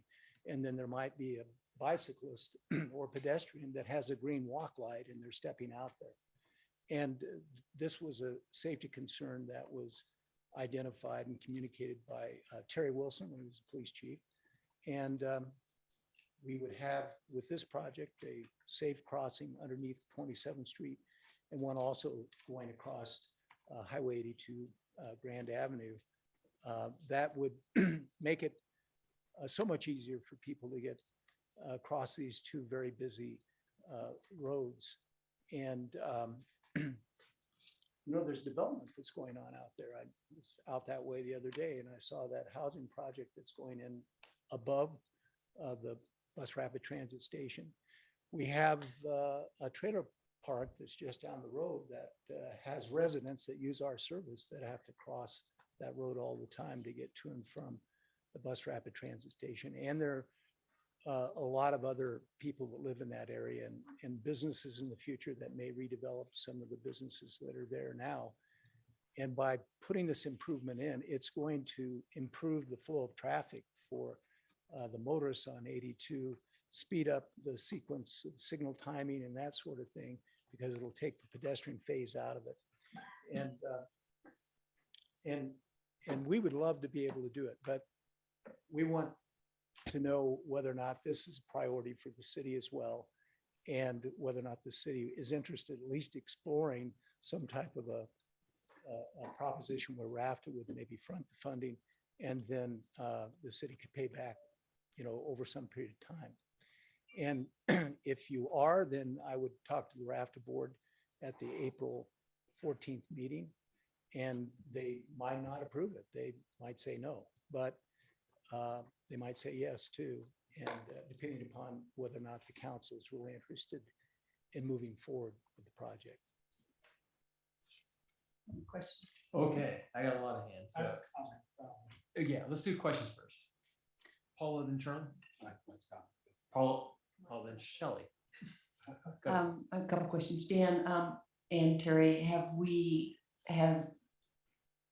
this sounds pretty recent, but has the idea of changing the design plans been discussed yet? Well, Nick is here. I talked to him about this. Well, could we just do, the one across, Grand Avenue or the one across 27th Street? And that would be a major change. And a lot of the costs of this project, and Nick has been living with this project 9 days, might want to come up and just answer these kinds of questions. But a lot of it involves utility relocations. It's a huge deal to do that. But the city added a few amenities to the project. I would say there's in the magnitude of hundreds of thousands of dollars in amenities that we pull back. That doesn't get us the 6 million, a third of the gap that we have right now. We have a lot of architectural treatments of the concrete. The sidewalks look really cool. I think it's going to be a nice looking project when we're done. We added the snow melt. We came and asked for some support for that. And that was a city request to add that to the project. That you could say is superfluous, but then Brian's got to have more guys out with shovels in the winter to deal with the ramp and some of the other sections. So there are small reductions you can make, but this is mostly a utility move and a wall project. The underpass is just kind of fit in between everything else. So you have a lot of structures going up 27th and 82. I understand that, but if it's a choice of not do it or change the plans, where does that put you? There's just not, there isn't the ability to change an underpass, make it shorter, not go as far, not support as much. Once you go in a big hole, you just got to hold everything around that big hole that you just created. So, Okay. Substantive changes that we could step back and make. Okay. And then this might be a question for Deborah and Terry. We had talked about traffic on 82 and some of the things just mentioned about extra developments there and reaching out to CDOT and has there been any approach to them on some additional ideas on additional regulations, slowing down speed limits, something to kind of help that pedestrian injury problem? I was just finishing the letter to CDOT this evening, actually. I just sent it to Deborah just a few minutes ago. I have talked to Andrew about that idea and, noise wall and speed. His reception initially wasn't very favorable, but we are going to send a letter to them and formally request. And so we'll have to see what they have to say. I do think that it is a possibility that they may go ahead and grant us our request to lower the speed limit, but I would say that it also comes with some risk for our police department. The road, I guess, from a typical speed standpoint, CDOT analyzes their roads they do a study called an 85th percentile study. They assume that 85% of the drivers that use the facility are driving reasonably. And so they look at all the speeds across the facility and they take the 85th percentile speed and set the speed limit that way.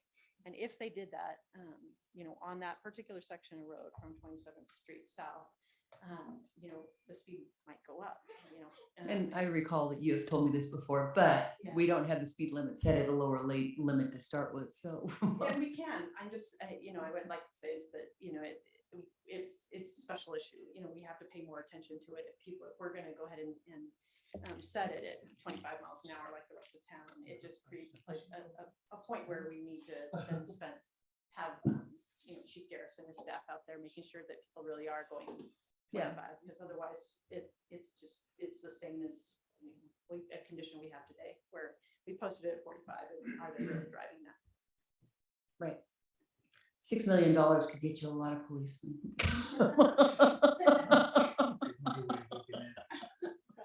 Shelley.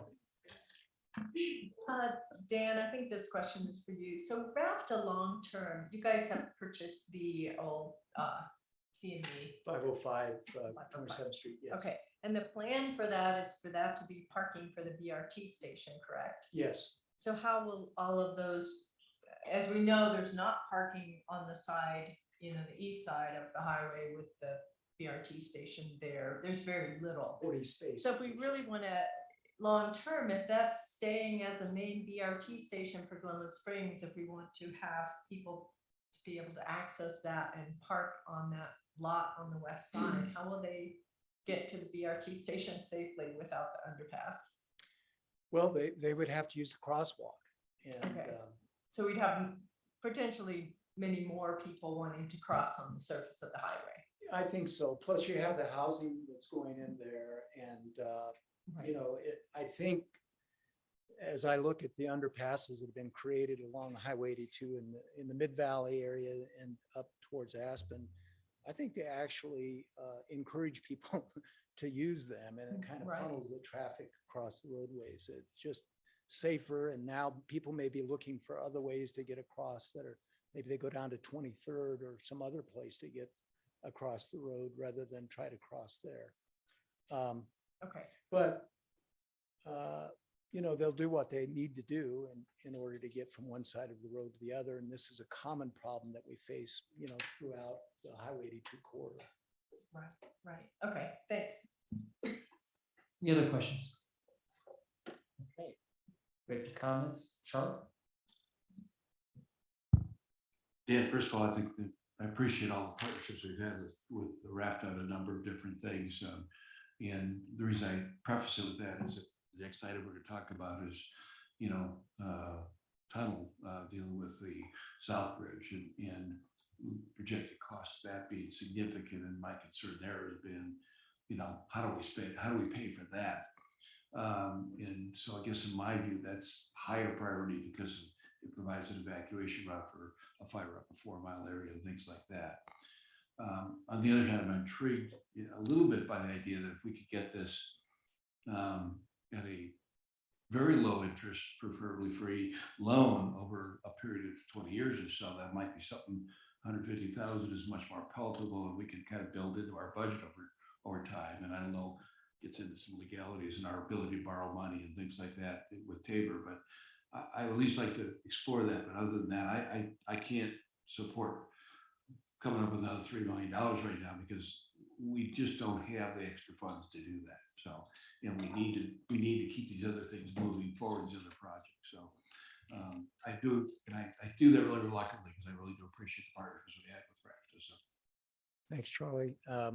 Yeah, we certainly understand that no matter which direction you go on this. I just wanted to make sure that we explored all the possible alternatives before we put the plans on the shelf and then maybe came back to it in the future, or maybe we don't. Councilor Hershey. Councilor, no worries. I miss a meeting. I've known you a long time, and you know that I'm a big supporter of public transit and buses particularly. I know very well from some criminal cases and from other things, the accidents that we've had, including a fatality a couple of years ago on 27th and DUIs. And I understand that people will just find it where they can't. They'll find a way to cross. But unfortunately, I have to agree with Charlie Wilman because I just don't see the expenditure now. It's not something where you have to just put this on the back burner for a little bit and wait. I understand that costs have increased, but I thought that the city has sort of made our commitment, and I can't support this. I'm sorry. Thank you. Thanks, Councilor Hershey. Any other? Councilor Deb? Yes, thank you. Thank you for explaining all this. I have to side with the right wing over there, and the right wing, just because you sit on the right side. That's the only reason. There's another reason. But I would be interested in the loan program. Pardon me? In the loan program, the RAFTA loan program. Now, I wouldn't be interested. I didn't quite understand. Did you say you would loan us the $6 million or the $3 million? It's $3 million is your share. Okay. So if it's $3 million, then I'm definitely interested more. And I'm willing to make this proposal to my board. I'm Right. not saying that the board is going to agree. No, I understand that, but if anybody else is on board with that, I'd be interested in exploring that because like Charlie said, I think 150,000 a year is definitely easier to do than, Yeah, I think I would probably refer to it less as a loan and more of a structured commitment. sounds beautiful. We'll let you figure that. Yeah, exactly. And it would be subject to annual appropriations and so. Oh, absolutely. So whatever what goes along with it, I'd be in favor of that. Yes. Yes. Shelley. Oh. Oh, after Shelley. I'm sorry, I thought you were. Okay, Okay, so we just no, I just had a follow-up to Mark, a question. No, that's fine. Go ahead, Paul. Along a similar vein with these people to the right of me. Carl, this is really a question for you. How does this work? Dan would take it back to Rafta would come back to us and present again. I mean, I'm just. Yeah, no, I mean, I think mechanically, I don't know, when's your next meeting, Dan? It's April 14th. So Dan would probably take it to his board then, potentially even an executive session to discuss the pluses and minuses, just like we might. And I think we just kind of work through, if they kind of nodded and said, yeah, we're willing to take a look at that. I think at that point, Dan and his team would sit down with us and we try to come up with something that we thought would be palatable to both the city and to Rafta to present to both of you guys. My guess would be we'd be, probably June, just because the Rafta board meets, is it twice a month or once a month? It meets once a month, but we would want to try to wrap this up before May 18th. That's when the bids expire. Oh, okay. So May 18th. So we'd try to, if they were interested in April, then we'd get busy between us to get something in front of you guys, your first meeting in May. Ingrid. Oh, sorry. No, Ingrid, you were after Shelley. Okay, and I'll support that direction also. I do think the project's really important, especially if we want to continue to support transit and increase transit use throughout the city. So, but as everything is, you have to figure out how to pay for it. So Right. I don't know if there are any other, we've not had a real robust conversation on what might be other sources of funding from the city funds. And I'd love to sit down and talk with our financial advisors for the city to see if we have any other sources, but also in pursuing other grant funding, I think would be great if we can work on that. So. Unfortunately, I'm going to be the naysayer, and that while I do appreciate what Rafta has and continues to do to support the community, I do know that ridership is down since the pandemic. So when I look at allocating funds across when we have a limited budget, and I don't always know what the trajectory of costs are going to be, you may be one of many people who comes in front of us in the next 6 months saying, we were going to do this and now our costs are higher. And so, when I look at the responsibility within our community, and for the funds that we have, unfortunately for me, at this time, I don't think I would probably support that project, and certainly not to that magnitude, nor would I over encumber us for the next few years by having that additional cost every year. So I truly do appreciate what you guys do, and I really did want to collaborate. I see the value and the safety concern here, but at this time, I'm going to be a no. Well, thank you, and I understand, and I'm not trying to push this. I'm just saying it's a possibility that maybe we could do something like this. Our ridership right now is about 70% of what it was in 2019, which was our second largest year when we had 5.4 million riders system-wide. Fuel prices are, pretty high right now, and we lowered our fares. And so, back after Katrina, I think it was 2007 or 8, we had an epic snow year and fuel prices were high, and we had standing room only. So, unless COVID-19 throws us another monkey wrench here, and they might do that, we anticipate that we're going to see quite a bit of demand for our services, and we'll recapture a lot of what we lost in 2020 and in 2021. We're thinking long-term. You're talking about a South Bridge, and you have some engineer estimates for what that's going to cost. And you may need to bump those up a little bit if you're planning on doing that project in the near future. It's just about, we can all sit around and decide that we're going to wait, but we may not be able to do things in the future either, and they may be even more expensive. So think about it. I guess what I would like to have would be some kind of a sense of the board here, so that I would know whether or not I need to go back to my board and talk about it. I think as our esteemed city manager would say, let's take a vote. So is there a motion that we can take to Councilwoman? I would move that we direct staff to explore with RAFTA possibilities of how we could do this financing.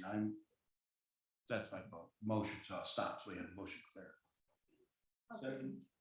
And my comment would be, is I agree with Ingrid, I'm not willing to work so far for this project, but there's some way we can make this work within everything else that we're trying to do in our limited funds. And, because we do have limited funds, I think we should try to explore it, and that's where I'm at. And just to double up on that, Ingrid, I was exactly with you before we heard the, sorry, Carl, I forgot the term, the loan program.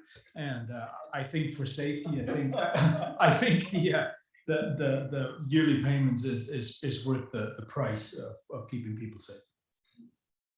And I guess my comment, I'll support this motion, but I think that this is, just as we told Nick about 2 hours earlier, this is something that probably 90 days will be up to our neck in when we talk about budgeting for 2023. And part of that 2023 budgeting process is also anticipate 2024 and 2025 needs. So I'm supportive of this. I'm supportive of continuing the conversation.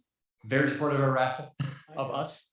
But because we are RAFTA, that's the thing that, that the public needs to know as well, is that it's not the city of Glenwood Springs having a conversation with RAFTA. It is, one hand is having a conversation with the left, like sock puppets. But we really appreciate everything. And I think through the budget process is when we really probably will be able to suss this out. So our bids, right. Our bids expire then. So I don't know that this, respectfully, I don't know if this motion, does this motion give you? What this motion does is that it's expressing a willingness to explore. Right. Even though we may need to have a decision before May 18th so that we can sign a contract with the contractor. It would give me the information I need to go to the board and explore with them whether or not they're willing to do it. Then we come back to you, work out the terms, and hopefully we could do that before May 18th. And when I come back, if the board says yes, you may say no. You still have that option. Sure. All you're doing is just keeping the door open to keep exploring ways to get this done. Okay. Been moved by Councilor Willman, seconded by Councilor Dem. Ryan, let's call the question.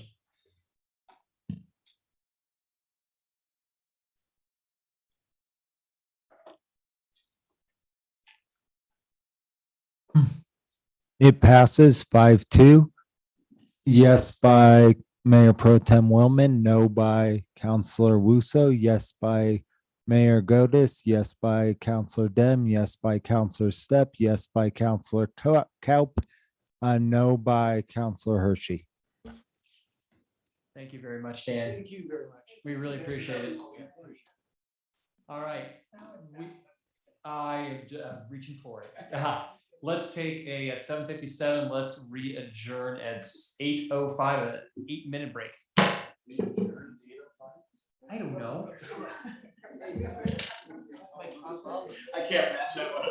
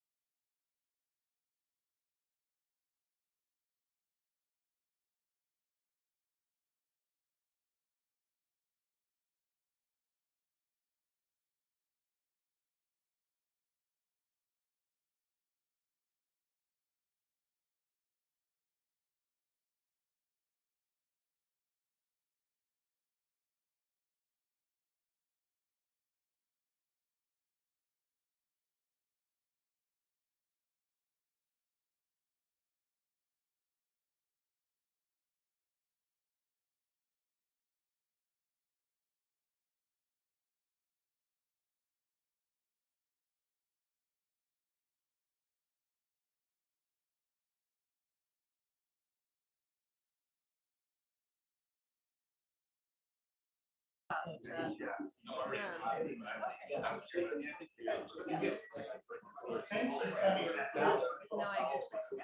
guys have a hard job, that's for sure. All right.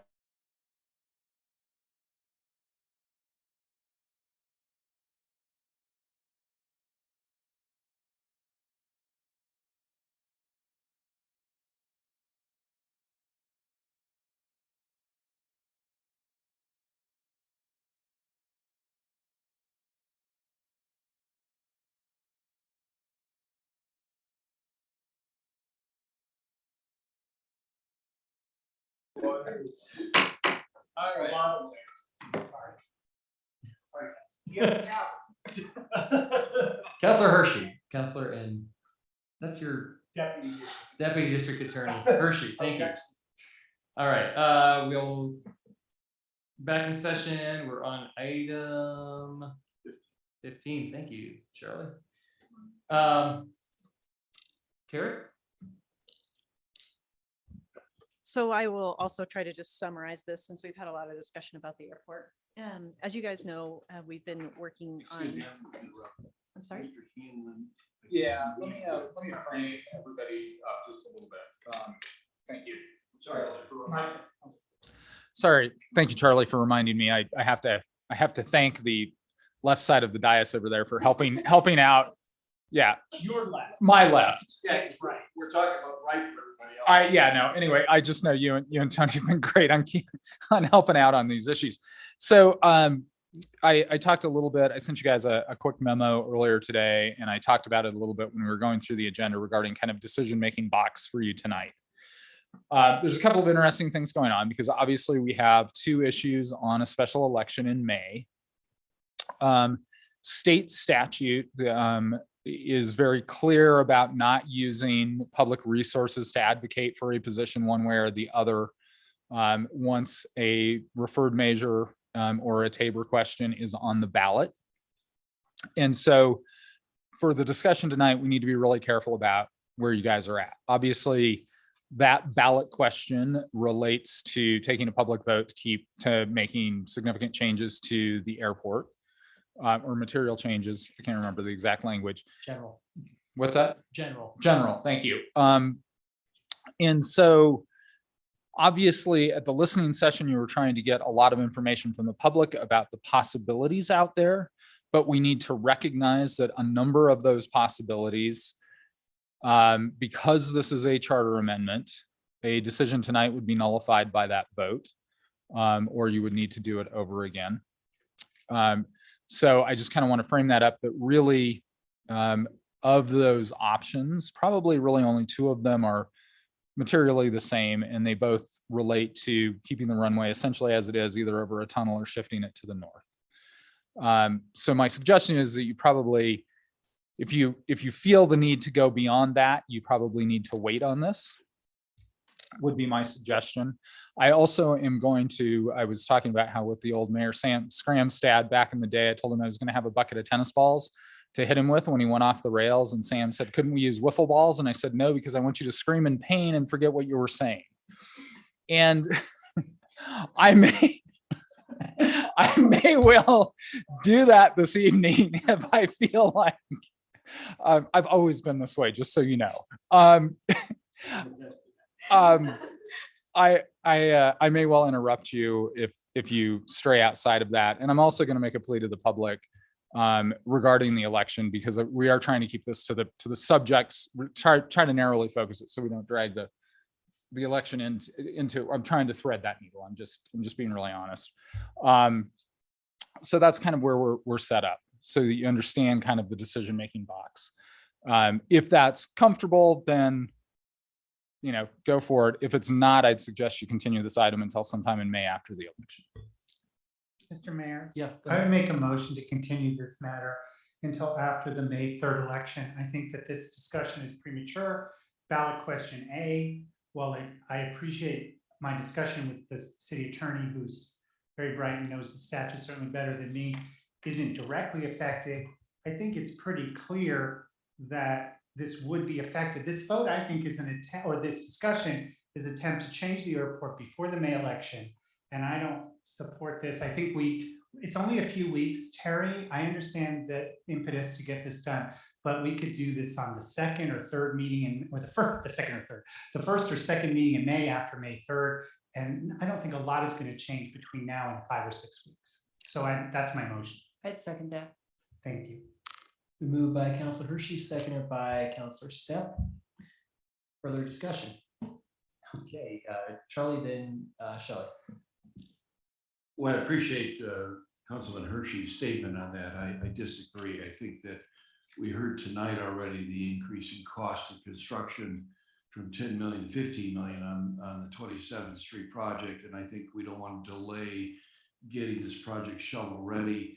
I know where I'm at on this issue, but I think we need to give Terry clear direction so she can proceed and we can begin looking for financing. It's the longer it takes us to get there, the greater risk we have to making this project unaffordable. That is the South Bridge project unaffordable. If you take that same logic, this bridge project could go up by $30 million. So I think we need to move forward. Although I do appreciate what Councilman Hershey is saying, but I think we need to give Terry clear direction on the two things that she needs. Do we move it to the north? Do we keep it as current configuration? And do we insulate it? I think those are the three.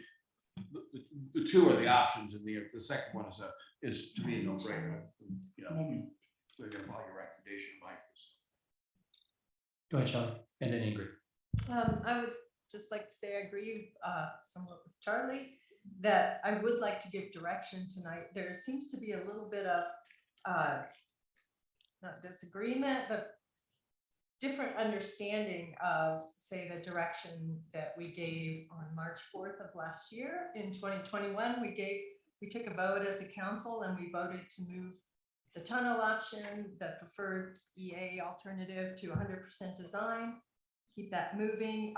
There seems to be some confusion that maybe that was changed in October vote, but I cannot find anything in the minutes. So I was hoping tonight that we could at least vote on giving clear direction to reaffirm that March 4th, 2021 motion and vote that was taken. Can I just jump in and Terry has a presentation for us that and we can take that action, but I think Terry's geared up. We have members of the public geared up to hear a presentation. So at least can we hear the presentation? Okay. Actually, let's do Okay. this. I think that, in past, we have kind of discussed the merits of doing a quick whip. Where is everybody? It may be in just doing this that gives us direction as a council that we can send Terry home early and we will have some direction, and that may be the case. And if we don't, and we need to discuss this further, we will. But I think having a few people have an opportunity to speak and then stopping midway through to jump into a presentation isn't very unilateral in how we're approaching it. So that would be my request, that everyone has an opportunity to speak where they're at, and then we can decide if we'd like to move forward. So I'll just say, I'll give my comments. I don't know where I'm at because I don't know the urgency. Terry has been trying for the last 3 meetings to get this before us because she has a lot of urgency on this. So until I hear from Terry, I don't know where I'm at on this. So that's my comment. Then there's a motion by Councilor Hershey, second by Councilor Stepp. Any other comments on the motion? Yes. Just a quick question, clarification. Are you, thank you, Councilor Hershey, are you suggesting we're continuing A through D? Yes. All of 15? All of 15 to either the first or third meeting in May. Okay, thank you. Okay, I'm going to jump in then. And I'm going to say that ultimately where I am this evening is exactly where I was on March 4th. And that is that the community vetted multiple different scenarios, which I think Shelley is really familiar with, 30 approximately. This was the direction that the community gave us. This is the direction we're going. This is the direction a year ago we gave engineering, and we're in a position to stay the course, get it shovel ready, get it in this right time of funding for infrastructure federally. We can move this forward, and we can pull these two discussions apart, and we can fund Southbridge. And if we need to have a discussion about the airport further down the road, we can. But ultimately where I'm at, and just so we're clear, and I'll probably stay there this evening unless some information comes that I have this new, is that I will be encouraging us to get shovel ready so that we can start requesting monies for this when money is out there to be had. So. Okay, Ryan, let's call the question. So, yes, to be clear, can you state the motion, Councilor? Yes, to be clear, I'm asking that we continue item 15 to a date after the election. And again, I'm open to the first or third meeting, or the first or second meeting in May. So vote no is to hear tonight, a vote yes is to hear. A yes is to continue this. Yes. But I can count, Jonathan, as Steve Davis used to say.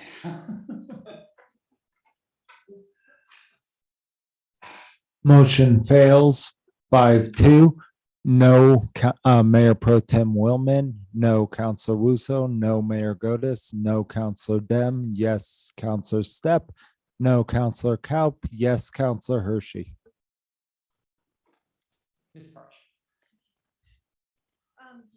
So, I don't really have a big developed program or presentation for you tonight. I think I'm going to just work off of the questions that we had, and I'll approach them one by one and explain the urgency behind and the need behind that question. And then I'll allow you guys to ask questions from there. And maybe we can vote on each individual question. Can I ask a quick, John? Yeah. Are we only discussing? Yeah, I was gonna say, I'm gonna kind of, Terry wasn't privy to my kind of analysis that I gave you. Configuration options, move it north so that it's effectively the same length, put a tunnel in. I think those are the only two things you guys can talk about tonight that aren't directly impacted by the election in May. Put a tunnel in or insulation with regards to. And the insulation is a subset of if you decide, well, we can, but it's just a subset of the other. Thank you for the clarification. I understand. The insulation, we had conversation about differential icing conditions that exist, that will exist on the runway between the tunnel and the runway itself. Similar configuration exists on the highway. Whenever we're driving, as you approach a bridge, you'll see a sign that says icy conditions on the bridge. Similarly for the tunnel, when we discussed this with the consultant, they suggested that we insulate the tunnel so that we protect ourselves and the people using the airport from, landing on the tunnel and then coming to a differential condition on the runway. As we explored this further, it was suggested to us that we talk to, well, first we put the condition in our airport guide. Can we warn people about it in advance? And that was possible and suggested, so we will do that. But our insurance company also felt like putting it into our airport guide as a condition that would happen during the winter was good enough to protect us from liability. Putting the insulation on the tunnel is the ultimate insurance, the ultimate reduction in liability. But we felt as a staff that, and with the approval of our insurance company, that we really don't need to put insulation on the tunnel. So while it was a suggestion from our consultant, we as a staff don't recommend it. I'm sorry, Shelley, did you have a motion? I would like to make a motion. Sure. I think, Terry, just to save you time tonight and possibly move on with this. And I would just like to make a motion tonight, if we could, that we the council reaffirms the decision that was made in the motion on March 4th of 2021 to move forward with the tunnel option, the preferred alternative from the EA for Southbridge, that we move forward with the tunnel option, take it to 100% design, and so that you guys are free to start working on right-of-way acquisition. Oh, I thought it was about, I thought about the insulation. No, okay. It's just to move the discussion Fair enough. forward. I'll second. Okay, so moved by Councilor Kaup, seconded by Councilor Den. Further conversation. Just to clarify, we're affirming Shelley the October 4th decision. No, March 4th. March 4th to move forward to 100% design with the tunnel. March 4th, 2021. And just to clarify for the public, this would keep it as is. This means that we're not discussing shortening the runway or reconfiguring anything. This means that we are staying the course with what was originally decided, and moving forward with Southbridge as it's been designed. Any further comments? Gonna do public comment after this, or what is like? All right, let's call the question.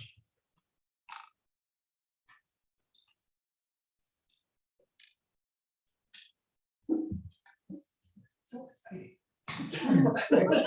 It kind of is, actually. Well, like the NCAA. Yeah. Motion passes 5-2. No by Mayor Pro Tem Willman, yes by Counselor Wuso, no by Mayor Godis, yes by Counselor Dem, yes by Counselor Stepp, yes by Counselor Kaup, yes by Counselor Hershey. Okay.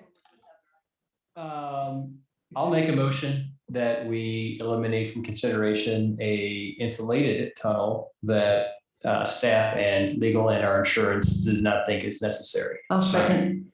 Been moved by myself, seconded by, I'm gonna give Paul that one. Sorry, Kelly. Ryan, let's call the question.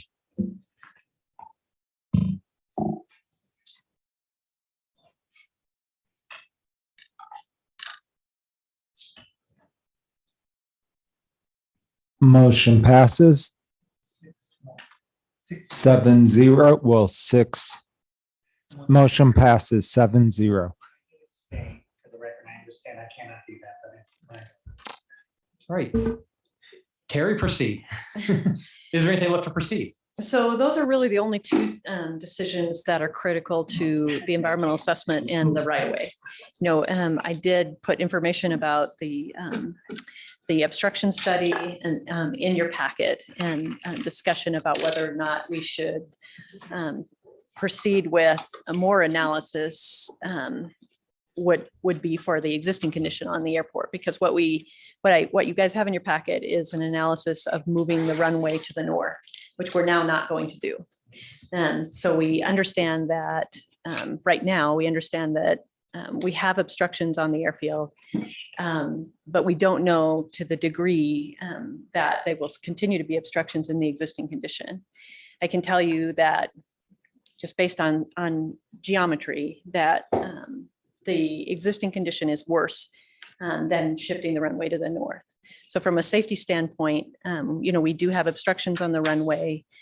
We do not have any directive from the state or federal government, FAA, to remove the trees. And we don't need to make this decision tonight. It's not critical to the EA. If I can break in, you did take a vote earlier to take some public comment. I don't know where you guys are at on that. Public probably wants to know. All voted to continue the tunnel. So if there's more comment on how we should more continue the tunnel. But we did take a vote earlier. And the vote was that if you did not attend the listening session and if you did not submit comments, either in association with the online comment form or emails to us about that surrounding this, then we're not going to take public comment from that. So if there's people who were not at that listening session or who did not participate in the online form, and you want to have comments, you want to give a comment tonight about these two options that we just decided, please raise your hand and come up. You think I illegally want to speak, Jonathan, Yeah. I mean. It's not. You sat here right after, when you adjourned and said, well, maybe we should open it for 3 minutes for the people. Well, we took a vote prior to you being here in council during council comments that. No, I was here. Okay, Yeah. so it was a 7-0 vote. Right, and then you came up afterwards and Ingrid said, why don't you open it up at the maximum of 18 minutes? Yeah, sir. So we're not doing public comment about this. We already took a public, I'm sorry, I'm just saying, we took a vote. It was 7-0. We're going with the tunnel. You've been heard because There may be other things that people want to talk about. right, but that's not on the agenda. So the other things you want to talk about should have. Barry just brought it up on the obstructions. Okay, sir, I'm not going to get back. I'll talk to you after the meeting. Go ahead, Counselor Wellman. Your Honor, I move that we continue items 15C and D till after the election. I'll second. Been moved by Counselor Willman, seconded by Counselors. Yeah, I'll do this. All those, sorry, Ryan, let's call the question. I did not. It has come on yet.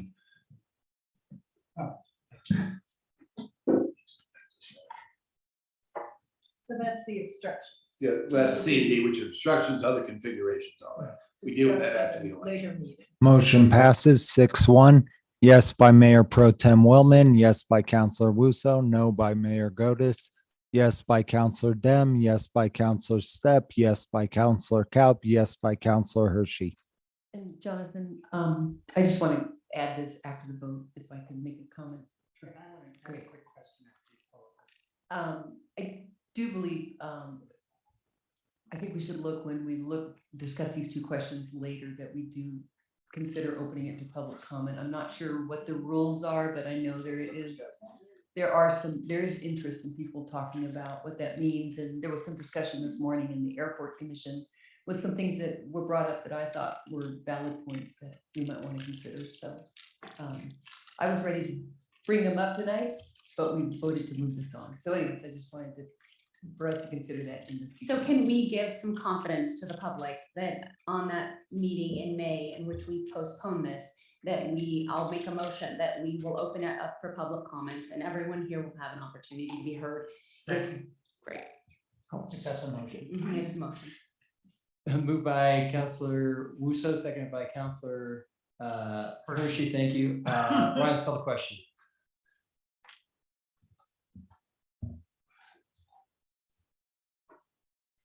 I just find this very exciting. Now you've gotten me hooked. Thank you very much. That I'm like watching little bars go up. Carl, the motion is unanimous.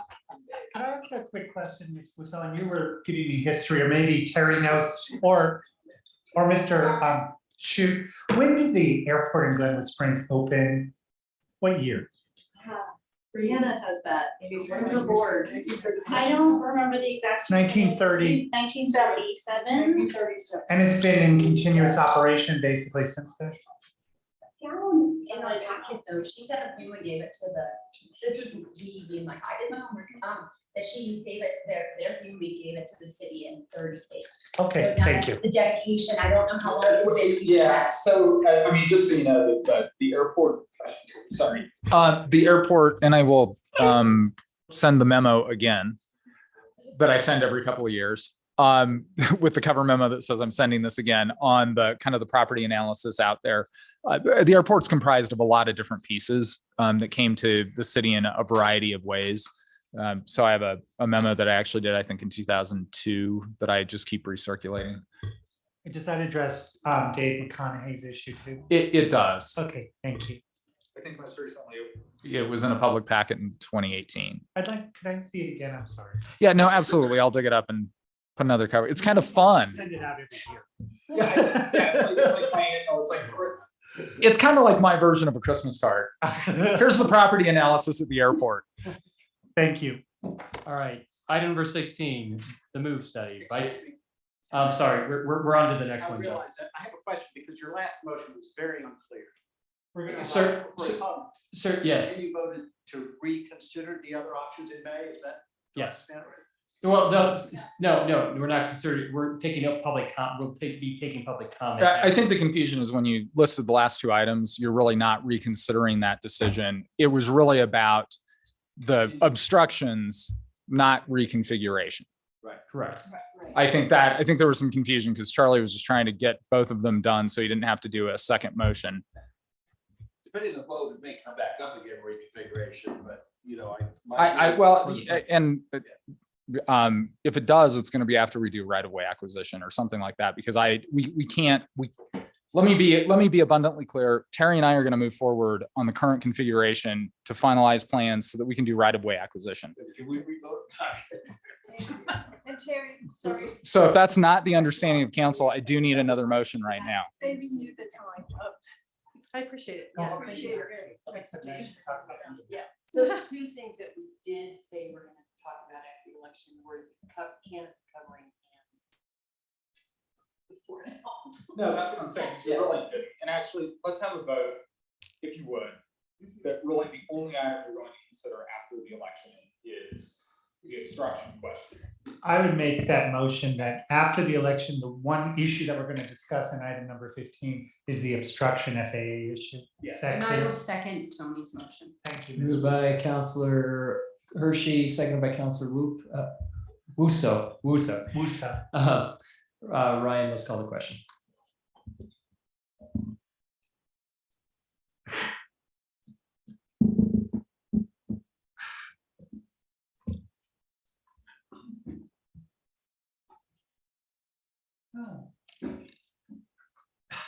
Motion passes 5-2. No by Mayor Pro Tem Willman, yes by Counselor Wuso, no by Mayor Godis, yes by Counselor Dem, yes by Counselor Stepp, yes by Counselor Kaup, yes by Counselor Hershey. Is it okay, just real quick, checking, Ryan, when you read the vote total, is it okay if you just read, if it's okay with everybody, you just read the minority, whoever voted? It just saves time. It's a 5-2, or do we need to announce everything? The charter actually says you'll read it into the record. So this is not correct, So how do I ever do a voice vote? because that's on the record. It's on the record. I see, so. Yeah, it's very difficult to put that. Mr. Shu. Okay. It saves 15 seconds. Well, we just said 30 seconds. Hi, Terry. We're just like leaving her up there. Sir, Terry, don't pay her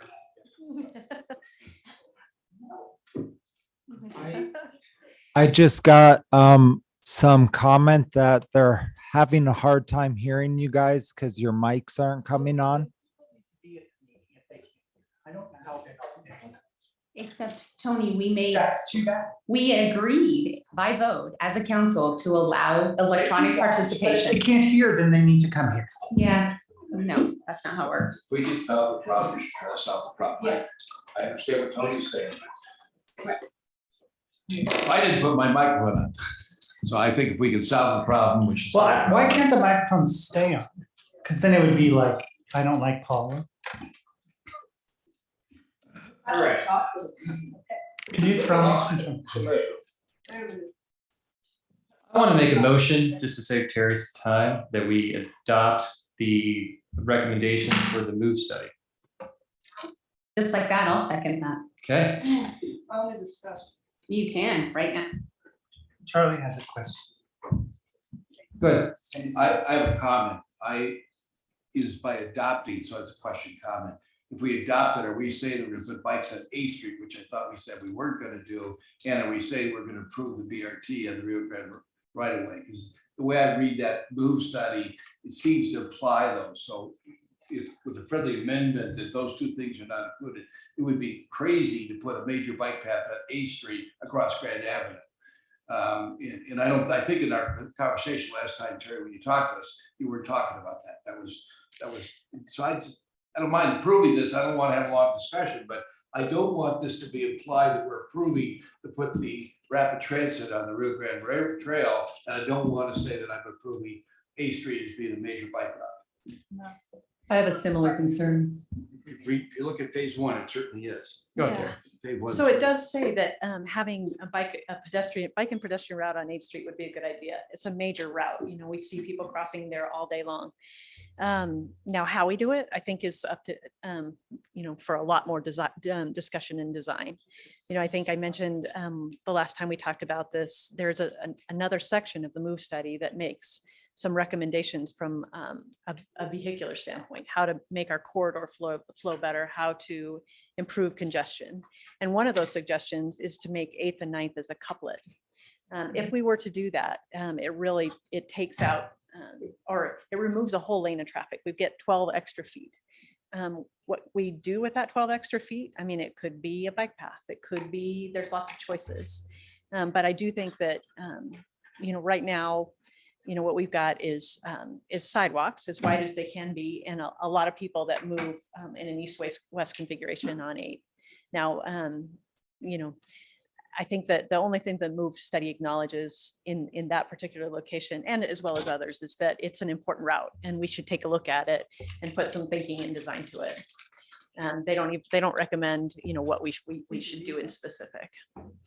I think Paula had the concern that, there were two suggestions. Well, there were three suggestions that were associated with the BRT route. One was wider sidewalks on Grand Avenue, if in fact we put a bus on Grand Avenue. I think that that's something that we could do BRT or not, we could decide that that was important BRT or not. The other two suggestions that they had for the BRT route on the Rio Grande was if it's there, that we have a BRT route and we then separate the pedestrian movement. We create another trail for pedestrians. And that was the one suggestion. And then the second suggestion is that if there's a BRT route on Grand Avenue or on the Rio Grande corridor, that we create suitable, safe crossings. Those are both suggestions in the move study. We could, there's no design there, it's not, I think that adopting really means that we recognize that possibility exists in the future. Not that, we immediately support it today, because I think we can all agree that, we have a lot more discussion around the BRT routes. But if you guys really wanted me to remove those three suggestions associated with Grand Avenue and the Rio Grande Trail, that's easy to do too.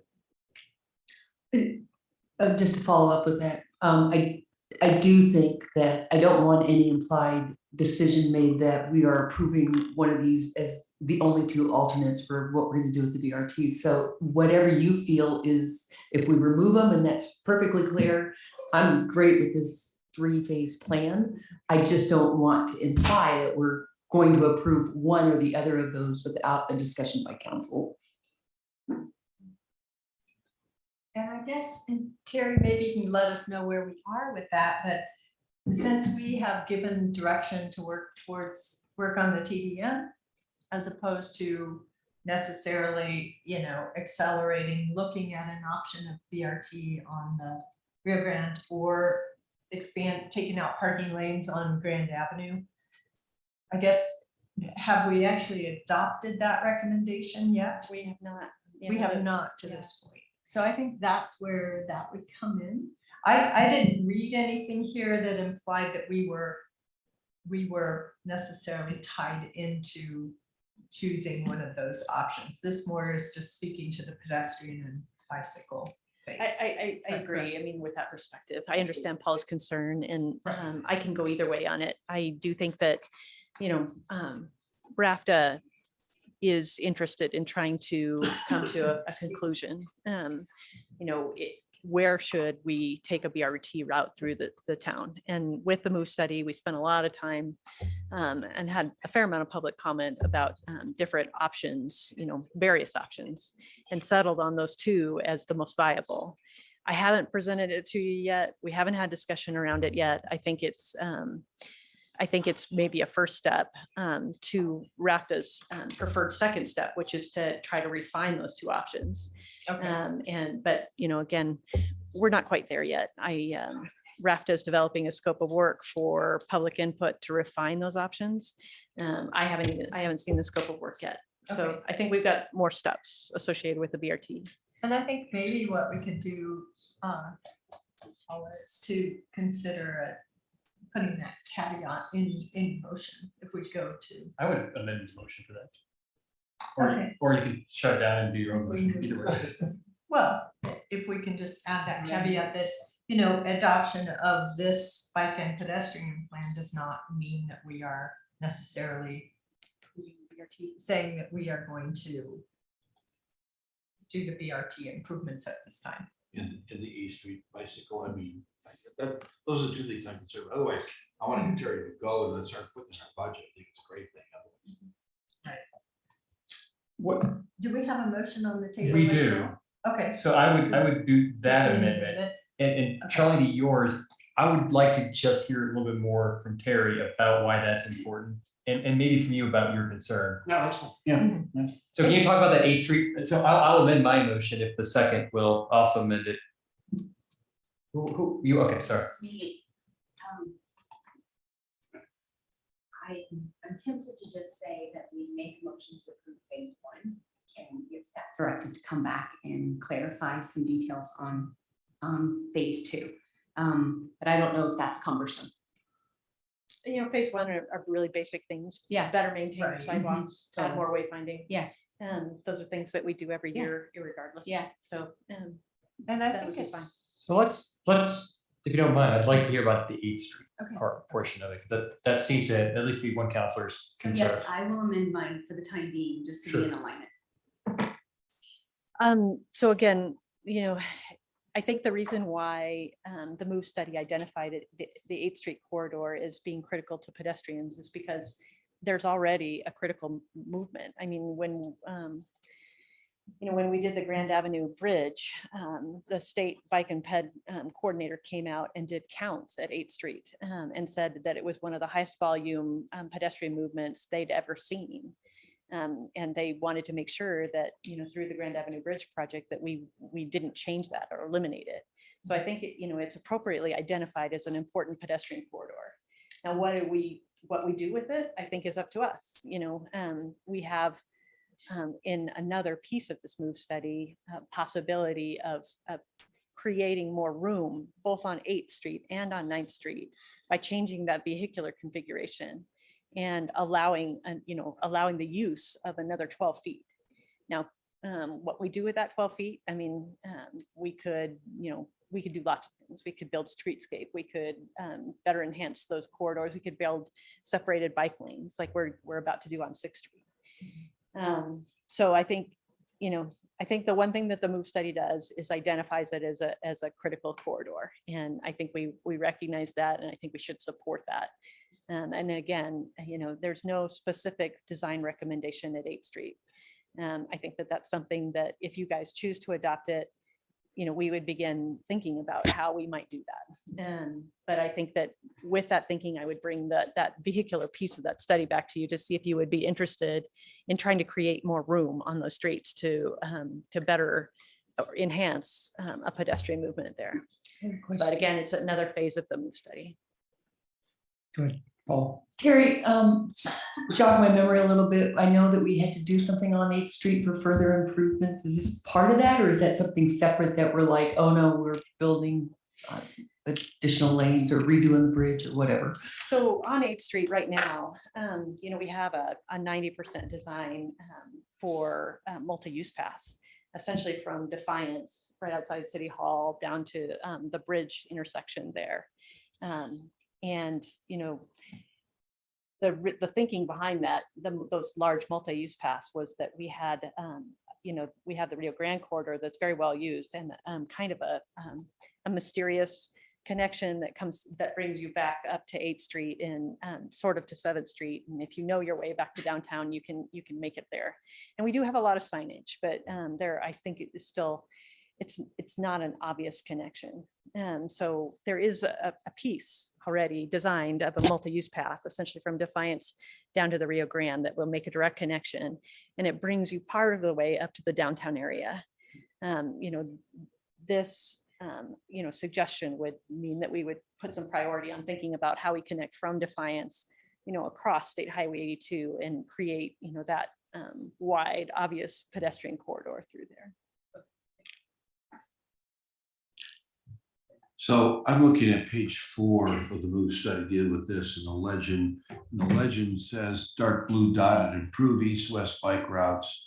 And then the arrow that goes to 8th Street says add comfortable east-west bike routes connecting to the existing north-south routes. And it goes from the Rio Grande Trail over to Blake, which is where in the upper part they're talking about it, that we have the bike path at Blake and we have a bike path at Pitkin. I can't support, I think it's important we get people from the Rio Grande Trail downtown, but I think you go to the 7th Street, you go along 7th Street, I think that's a better way. I don't think you want to put more bicyclists on that road. Now, if we later approve couplets and that changes, and we have room, that's fine, but I think try to encourage. That said, when you said about pedestrians, I agree. I think we need to figure out how to better get pedestrians across that road, because trying to turn right is impossible to do when starting now, spring break season, and it'll happen in the summer because there's a lot of people crossing there. if we want them crossing, because they're going to our shops and doing that. But if you add bike movements to that as well, it's going to make that more. We're not going to be able to get anybody off the side street at A Street. So that's my complaint about the A Street. The other stuff of the BRT has already been talked about. So just to be clear, Charlie, you just want us to focus more on people on foot and not add bikes to that mix is what I hear. I'm sorry, say it again, Terry. Just to be clear, you want us to focus on people on foot and not add bikes to that mix. Not past where 7th Street cuts off, the old 7th Street where you go underneath the railroad tracks and all that. I think that's where you ought to be taking that bike route, because that's much more conducive to a Sharrow's or something like that than taking it from there past City Hall, past, A Street and over to Blake. Because you go to real high traffic areas, a lot of traffic movements. You got a Saturday, there's people backed up all the way to Cooper and sometimes as far as Pitkin to get out onto Grand Avenue, because again, people are walking across the street, and if you add bikes to that mix, someone's going to get hurt. That's my concern on the bikes. Thank you, I understand. Thank you. Shelley was next. Oh, okay. Shelley. And can I just ask a question to Councilor Willman? Do you agree that if in the future we do the couplets on 8th and 9th, that we could reconsider? Oh, absolutely. I mean, I'm not sure I'm favorite couplets, but I'll leave it to a later date because I really haven't heard much about that. But yeah, I mean, if there's room and we change all the dynamic of the movement downtown, that could change. But the way it is right now, I don't want you to spend money, because at least I'll vote against. I don't know if anybody else will. Doing something different, putting bikes past City Hall, it just doesn't make sense. I think. That we would work on that on 7th. And then my other question for you, it looks like that they don't even discuss the coincident with a chosen BRT alignment until phase 3. So phase 2 does not actually include that. And so I think having that caveat that, we may put off choosing a BRT alignment if we can be successful with our TDM program is something to add to the motion.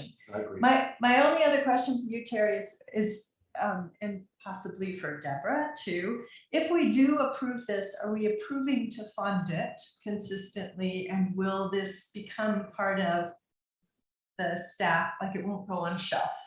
Will it become part of the staff planning for bicycle and pedestrian improvements?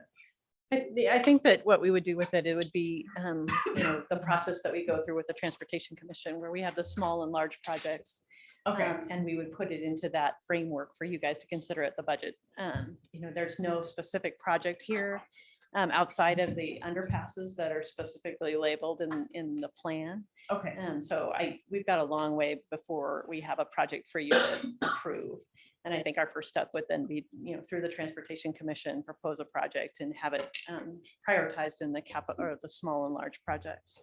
Okay. So are you proposing a motion amendment that the bike lane from 8th be shifted to 7th? Yes. We already have a bike rack. We do, we have a bike rack. Yeah, I will amend my motion as long as you don't specify 7th. I think if you can just eliminate 8th, because I want to give our transportation. I'm okay with that. That would, yeah. And that was my point, is that if there's a concern in this, I think that rather than us trying to identify it and fix it up here, we instead say, if possible, regarding 8th Street and concerns, please go back to you guys and the Transportation Commission and see if you can massage that to maybe. That's consistent with I don't want Yeah. to micromanage. Okay, perfect, yeah. So if we can amend our motions to reflect that, I think, as long as, Ryan, is that clear? What we're going for? I'm gonna ask Jonathan to restate. Yeah, Great. yeah. So I'm going to withdraw my motion. Oh. And I'm going to set a new motion. Okay, because there's too many amendments. In it. Yeah. Okay. So I'll make the motion that we approve the pedestrian and bike, what is this thing called? Hold on. Improvements plan. What's it called? Improvements plan. Improvements plan of the MOVE study with the 8th Street not approved. The 8th Street bicycle not approved. And what was the other one? BRT. Oh, the BRT. We are not making a commitment to. We're not making a commitment to the BRT route. Okay, and I will second that. Okay. Thank you for indulging me. Ryan, let's call the question. I'm sorry. You want to? Okay.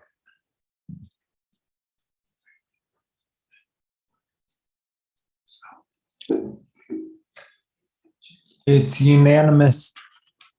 Thank you. Thanks, Terry, for all your Thank hard you, work. Terry. And Terry, next time we have a MOOC presentation, if like the consultant, like either a representative from RAFTA or Parsons wants to come as well, and we have like very in-depth things that affect the RAFTA portion of it, please invite them to come as well. We're long out of budget for Parsons, but I will, when we get to I'm gonna ask for Parsons to come back for the vehicular piece because it is kind of complex. And then when we do the BRT thing, you're gonna get to see Dan again, so. Okay. Okay. Thank All you. right, thank you, Terry. Have a good night. Yeah. Thanks for staying late. Oh, we think she's still boards and commissions, don't you? All right, speaking of boards and commissions, item number 17, boards and commissions. Okay. You guys had a special meeting with all of your boards and commissions on January 27th. General themes heard in the meeting was, with the exception of the tourism, or the promote, whatever the new name of the tourism group is. All commissions were happy meeting once a month. They did not want to merge with any other board or commission, and that they would all like increased meetings with other boards and commissions, specifically Parks and Rec. That being said, before you guys talk about that, please bear in mind that everyone wants to meet with each other, but they all really want to meet with Parks and Rec the most. That being said, when you think about that portion of it, please remember that any additional meetings or evening meetings or early meetings for staff already, and many, many times they're meeting with boards and commissions 2 or 3 times a week anyway at this point. Well, and I would say that I don't know if I need a motion for this, that if some board or commission wanted to meet with another board or commission and they meet monthly, that is their monthly meeting. So, Okay. but it has to be within one of their regularly scheduled meetings. Right, can that be? Yeah. So do we need a motion for that portion? Because I think that's important. Well, I guess my ask would be, I think one of the things that we heard was kind of smoothing out and standardizing duties and powers. And you'll remember you actually passed on first reading that exact thing 6 months ago. So we can bring that back as a 2022 ordinance. I do think it would be important potentially to include that in the code language, just if that's your direction, that they can meet with each other, it just has to be at a regularly scheduled meeting. So I can add that. I was going to have the conversation continue to other things as well. I just wanted to. Oh, got it. So I guess what I would ask is that I think there are going to be some code changes that need to be made. So I would incorporate that as part of it. Okay, perfect. Make it note. Go ahead. Paul, you had your thing on, and then Charlie, I saw your hand. Go ahead, Paul. One of the, that was the tourism management board, just to clear that out. In this, all these printouts and stuff that we read through, we're so good at this, right? I noted that. But one of the things that has kind of come up, Carl, a couple of times when I've seen these boards kind of go through this transition of, oh, you're done, you've done your 2 terms, you're out. And I have always brought back, well, just wait a year or 2 if you're really interested to come back and join us again. But this on page 10 of 10, C says limit to term of members. No board member shall serve more than 2 successive terms on the same board or commission. I think we need to add to there that with a break, they can come back and be on that board. I mean, we could add that, but 2 successive terms means they just need to take a term off, right? No more than 2. Make sure that that's clear. Yeah. But you know what, that's not clear. So if they have to take a term off, a term is typically 3 years. And I think I thought we passed this, that is 1 year. No, that was in the prior version. You guys took it out of this version that is in the current code. I just, so if you'd like to put that back in, happy to do that. I'm good with that. That's fine. Yeah. I'm cool with a year. Yeah. What is it in our city council? It would be a term. The way that would really kind of probably natural, well, it's hard to say how that would naturally evolve, depending on the board or commission. It might be 2 years between appointments or 1 year, depends on how they're rolling. Point being is happy to make that change if that's where you guys want to be. So like Shelley served a term, she can't, and then she can run for 2 terms. Right. And she could leave again for another term. Right. Yeah. Nope, okay. That clarity would be great. Great. Thank you. Charlie had it. Go ahead, Charlie. So I have several things I want to talk about in this regard. I think we need to get clarity, and I'm going to start with the powers and duties because that's something you mentioned. And I just was kind of glad to have them again. I hadn't looked at them in a while. I think the thing that caused the problem last year was the term investigate. In my view, is we take the word term investigate out and leave everything else the same in all boards and commissions. I think they're going to investigate when they're going to study something, they're going to do something like that, but we don't want to get into the issue that came up that do we have subpoena powers, et cetera. I don't think that was ever intended. So I think that's the way to solve that. That's one issue. The second issue I have is, and I agree with what Jonathan said on that, they're going to be a meeting. That's got to be their monthly meeting for both those boards. So that may mean one of the boards going to have to move the regular meeting. How we interview and recommend for the boards and commissions, there's really only one board and commission that I think we should interview the people directly, and that should be planning and zoning, because we don't have a council liaison to that. All the rest of them we do. Unless there's some special consideration, I think that the board liaison, just like we did tonight, they look at this, they interview the people, they make the recommendation. And I would think, I can't remember a time we've actually turned someone down yet. And I think it's much more efficient use of our time. I don't want to have special work sessions to be interviewing people for any of the boards and commissions other than P and Z, because there is no liaison. One more point. The other thing is the mayor has the ability and the duty to appoint boards and commissions, and I think that's good. But I think the language ought to be that he does it, or she does it, in the case may be, in conferral. It confers with the council, make sure there's a general consensus, and then makes an appointment. And Jonathan, I'm not going to try to be before you got to the work session today, there was a large upset because you issued a email today that you had sent to the council about changing some boards and commissions, and one of the people that was being changed didn't know that was happening. And I do think that, it's your authority and you should be doing that, but I think we got to be talking about, what do we want to do as a council? It's been tough because we've had a couple of changes in it, so we had replacing people. I've changed my positions, I think 3 times now since I've been on the council. But that was, we all talked about it. Said, I'd like to do this, and everybody said, that's great, let's do it that way. So my view is that, when you appoint it, it'll be after conferral with council. So I'd like to see that added as well. Can I respond to that real quick? I did confer with you as well on that specific. Yes, I did not confer with Councilor Hirsch. No, you took him off of the board. Yes. And I think that was, if that was your decision, you need to talk to him and talk to us and say, that's what I'd like to do. Yes. This is why.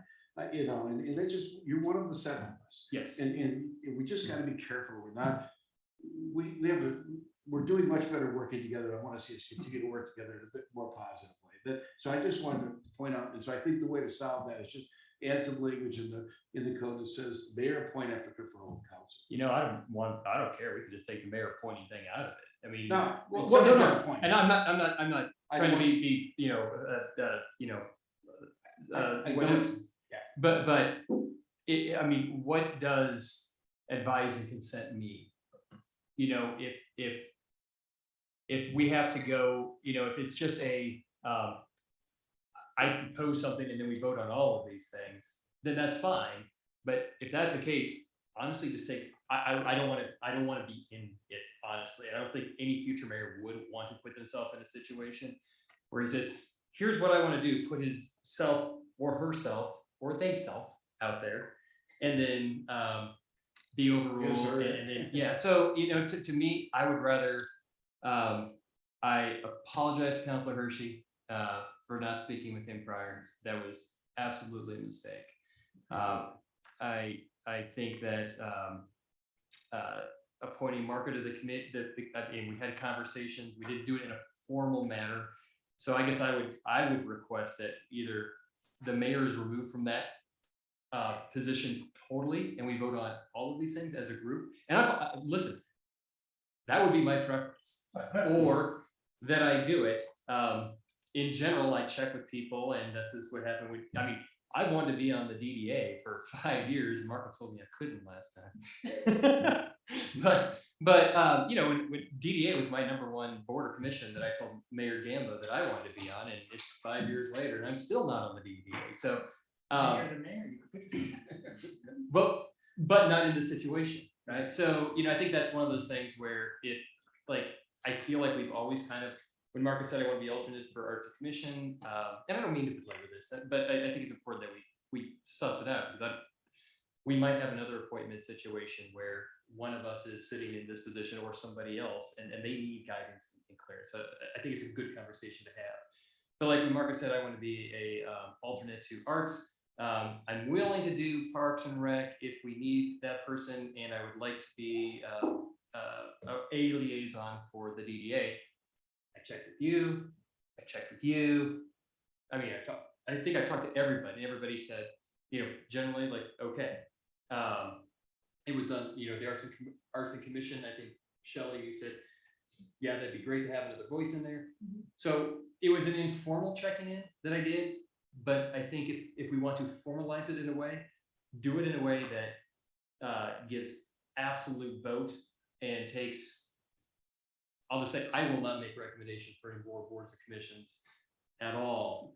If there's going to be votes on it, you know, I'll just turn it over to you guys and say, knock yourself out. Here's the board and commission I want to be on. And I'm not saying that in a way to be adversarial at all. So yes, go ahead. Go ahead, Sheldon. Yeah, I was just gonna say, why don't you give me the opportunity to draft a couple of different approaches for you guys? Because I think it's 9 o'clock at night. Creating a procedure on the fly is probably not going to work. I understand because I want ordinance right now. I would just say. Yeah. let's Go. make it as simple as possible. No, and that's what I'm thinking about. I mean, I'm thinking about a couple of different options in my head. They're not fully formed, and so I don't want to throw them out there and create 20 minutes of discussion around a half-baked idea that may have a fatal flaw.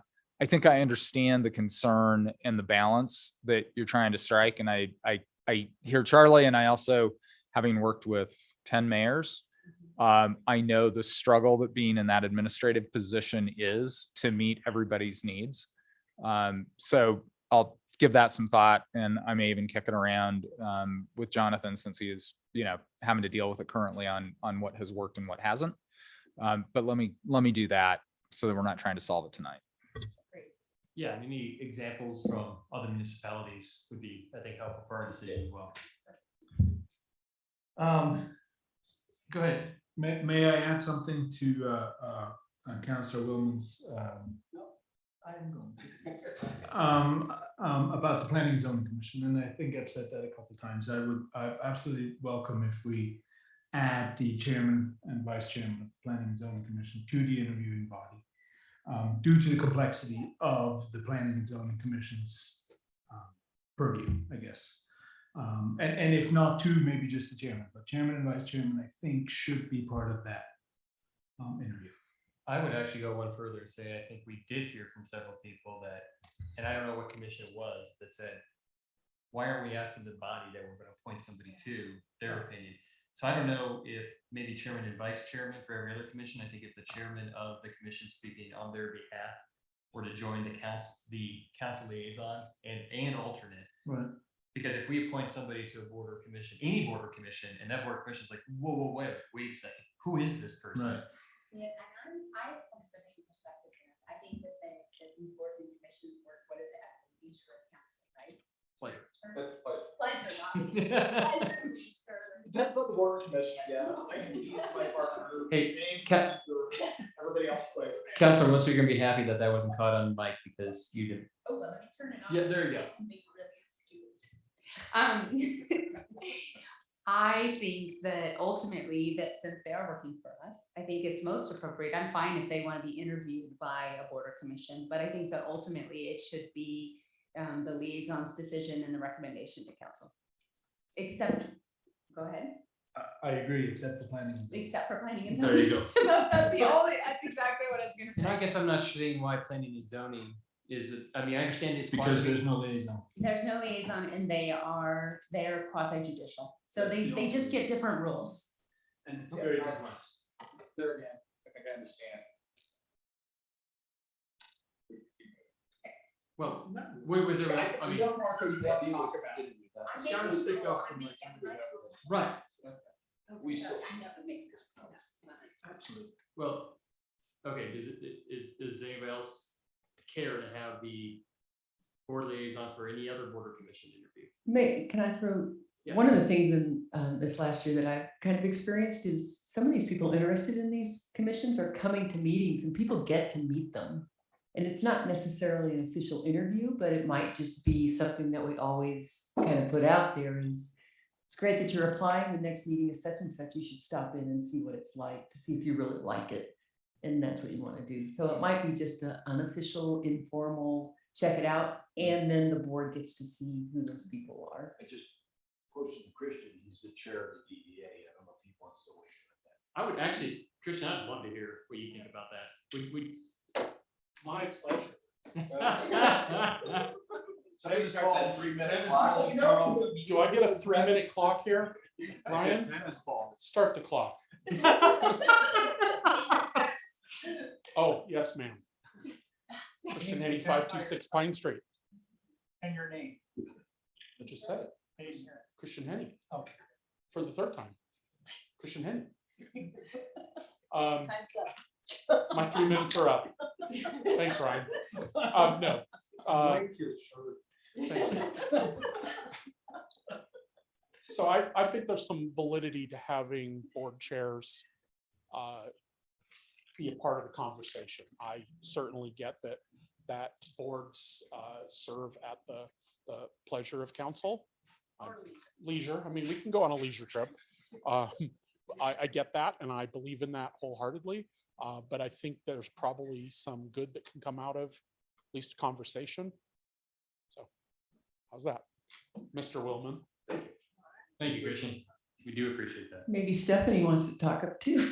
I was here so you all have someone to focus on. So they don't be looking at your phone. August, yes. No, that's fine. Or in your submissions, if, in Europe or something. So I guess why I brought that up, and I was glad to hear Christian's comment, but I think it's more than just them serving our pleasure.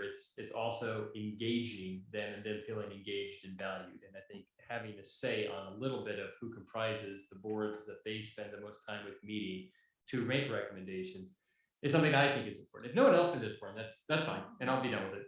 I'm okay. Having the lead or the chair. Sure. Yeah, I think the chair's enough, yeah. So Yeah, Otherwise. just in the interview process, not in the selection. No, of process. course not. Okay. Just didn't. Anything else? Do we need a motion tonight or? Because I agree with what Charlie said as far as in reading through all the powers and duties, the only thing I'm really interested in changing is taking out that word investigate, because that seems to have been the problem. Me too. So. Yeah, Relatively minor change. I think it would be good. And I know Ingrid, I think, was summarizing all the, yeah.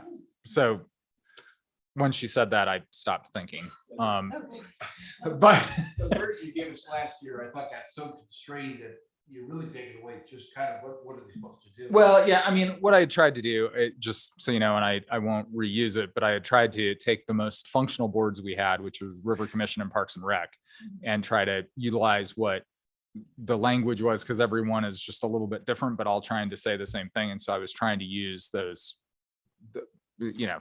I think if you could make it uniform across the board, that's fine with me. Yeah. This is one council member, but there are different things as like.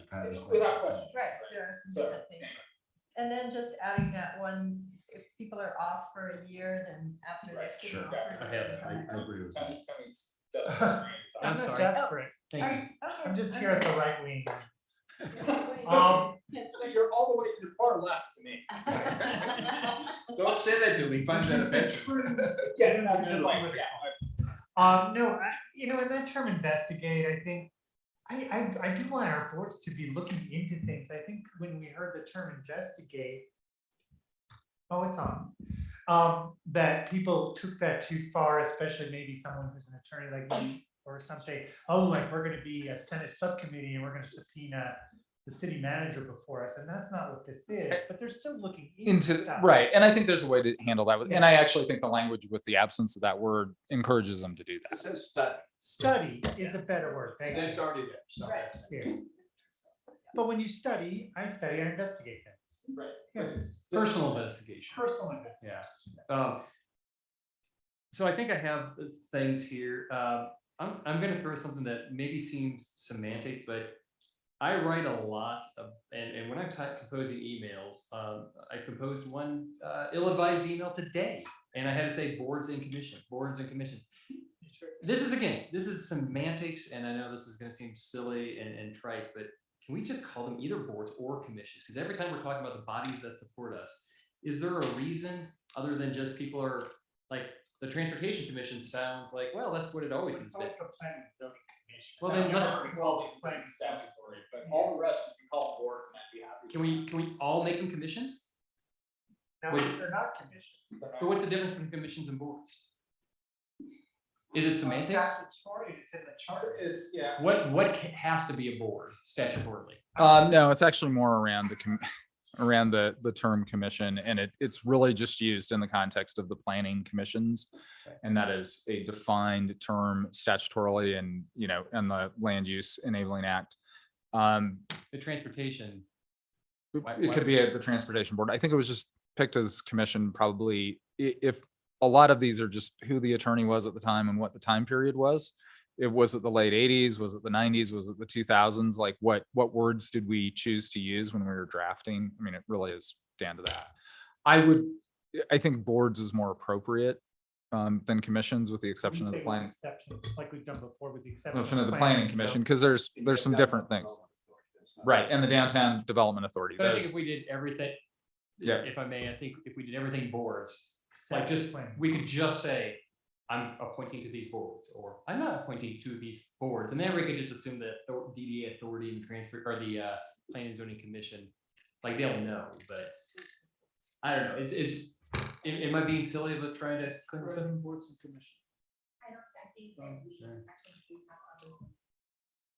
Well, I know, but. And I think now that that's in raised. this, I feel as though it's only just, 8:16. it's like, and then all of a sudden Alyssa and her team have to go in and they have to do a bunch of work, and and I just No, feel that's like, fine. yeah, That's I fine. just feel like there's some really great stuff here. I do want to ask one quick question, and that is, I had it come up here recently where I had an applicant for an alternate position who lived outside the city, and that, so they were in 81601, but not within city limits. And that role, which there was one allowed already, and we are already satisfied that member. So as an alternate, is that allowed to have your alternate be potentially, does that make sense? It would, because they couldn't say, keeping in mind, with the exception of the planning commission, nobody actually makes a binding decision. Yeah. So it's really up to you guys. I think we've always taken the position historically that if that seat is filled with the outside, for those boards and commissions that can have people outside city limits, that if there's somebody seated, then that's it. So that's exactly how we handled it, but I didn't know. Yeah, and that's just kind of how we've always interpreted it. So the airport commission had an alternate who was out of the city limit, waiting for Richard Bachman, says last name, to move on. Right. And he immediately moved into it. So Yeah. in that case, Sean should not have. No. Maybe not. And that's where it hasn't been. It depends on if people ask about it, or, we think about it. I think creating a uniform policy on that probably makes sense. I'm gonna just say- Yeah, and actually, the DDA is controlled by the statute in a separate ordinance, so it's really not part of this conversation.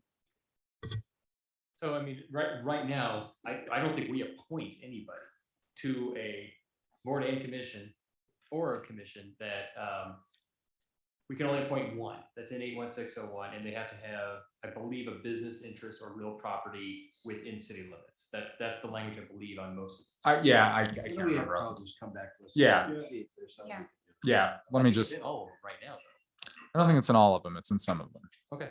Okay, does anybody want to hear the list of where we're at and what we've kind of come Sure. up with for now? Okay, so I have no full council interviews for applicants except for planning and zoning commission. 1 full year break between terms. Remove investigate in all descriptions of responsibilities. Allow boards and council liaisons to interview, however, the appointment shall come from the council liaison. Did I get that wrong? No, board chairs. Thank you, that's the word. And council Yeah, liaisons. Thank you. And then we encourage consistent descriptions for the responsibilities of all boards and commissions as much as possible. And change the name of these advisory groups to either boards or commissions. Okay, and then the last, create uniform policy on alternates outside of city limits. You are going to change the names to either boards or commissions? Is that one of those? I thought we decided not to do that because of the. I don't know, do you want to investigate that? Well, is there? Okay, so I'm just gonna put investigate. So you need a formal motion, Carl. What's that? You need a formal motion. You got it correct. I think that I'm comfortable. Normally, I would say, yes, I want a formal motion. If anybody in this group says that's not what I meant at the meeting when I bring this back, you will be making motions for everything for the rest of your life, and I will make them as long as humanly possible. Just so we're really clear. By the way, would you make sure that when you do that, that you say Christian is irrelevant? Well, I will. Okay. But in all seriousness, I mean, if you bring something back and we say you as uniform as possible, and then one of us has a wordsmithing question about that, I mean, we're gonna. Yeah, no, that's not, I mean, just in terms of, these are the changes you want me to work on. Like, I'm comfortable with that. I'm just giving you a hard time. Well, we'll give you a hard time. Oh, I know. And I'm fully aware of this. Thank you. All right. I went ahead and asked Sarah to go ahead and make the change of, only planning commission will be interviewed and you will include the board chairs in interviews with liaisons. Because that's an easy one. That doesn't require code changes. No. Okay. You want a motion on that? No. Oh. Okay, public lands, second reading, number 18, ordinance 2022-05. I think Brian's going to come up as well. If you'll remember, a fair while back, we did first reading on this. We were working through a number of sets of parks regulations, which are all contained in the resolutions. I would suggest you take essentially 18, 19, and 20 as a single item. You will need to vote on them separately, but I think for purposes of presentation and discussion, I think there's no reason to do it separately. And is there any reason for discussion for? I would be fine with that as well. Brian has a presentation. Not really. I mean, I went through it pretty in depth during the first reading. So unless you have questions specifically, I certainly can answer. I don't know if I need to go through the rules and regulations that were attached. I can point out the differences if you really want, but that was in your packet. Happy to answer any questions you have. Go ahead, Paul. And then Ingrid, and then Charlie. I don't have mine on. Oh, sorry. Yeah. Brian, in the Parks and Recreation Facility use permit policy, and we go through and, you need an alcohol license and you need food. You need to go to Garfield County and do all the food stuff. My question is, when I look at these, and I just want clarity, you're not asking if somebody says, I want to rent the park, what Veltus Park and get married down there. Do they have to go down and get a liquor license to have liquor at their, No. and they don't have to go to Garfield County and say, we're going to serve food, because it says serve food or sell food. So I just want to make sure there's division of. Yeah, so that if kind it of is event. being served to the public, like To in the a public. public event, then Okay. yes, they would need to do that.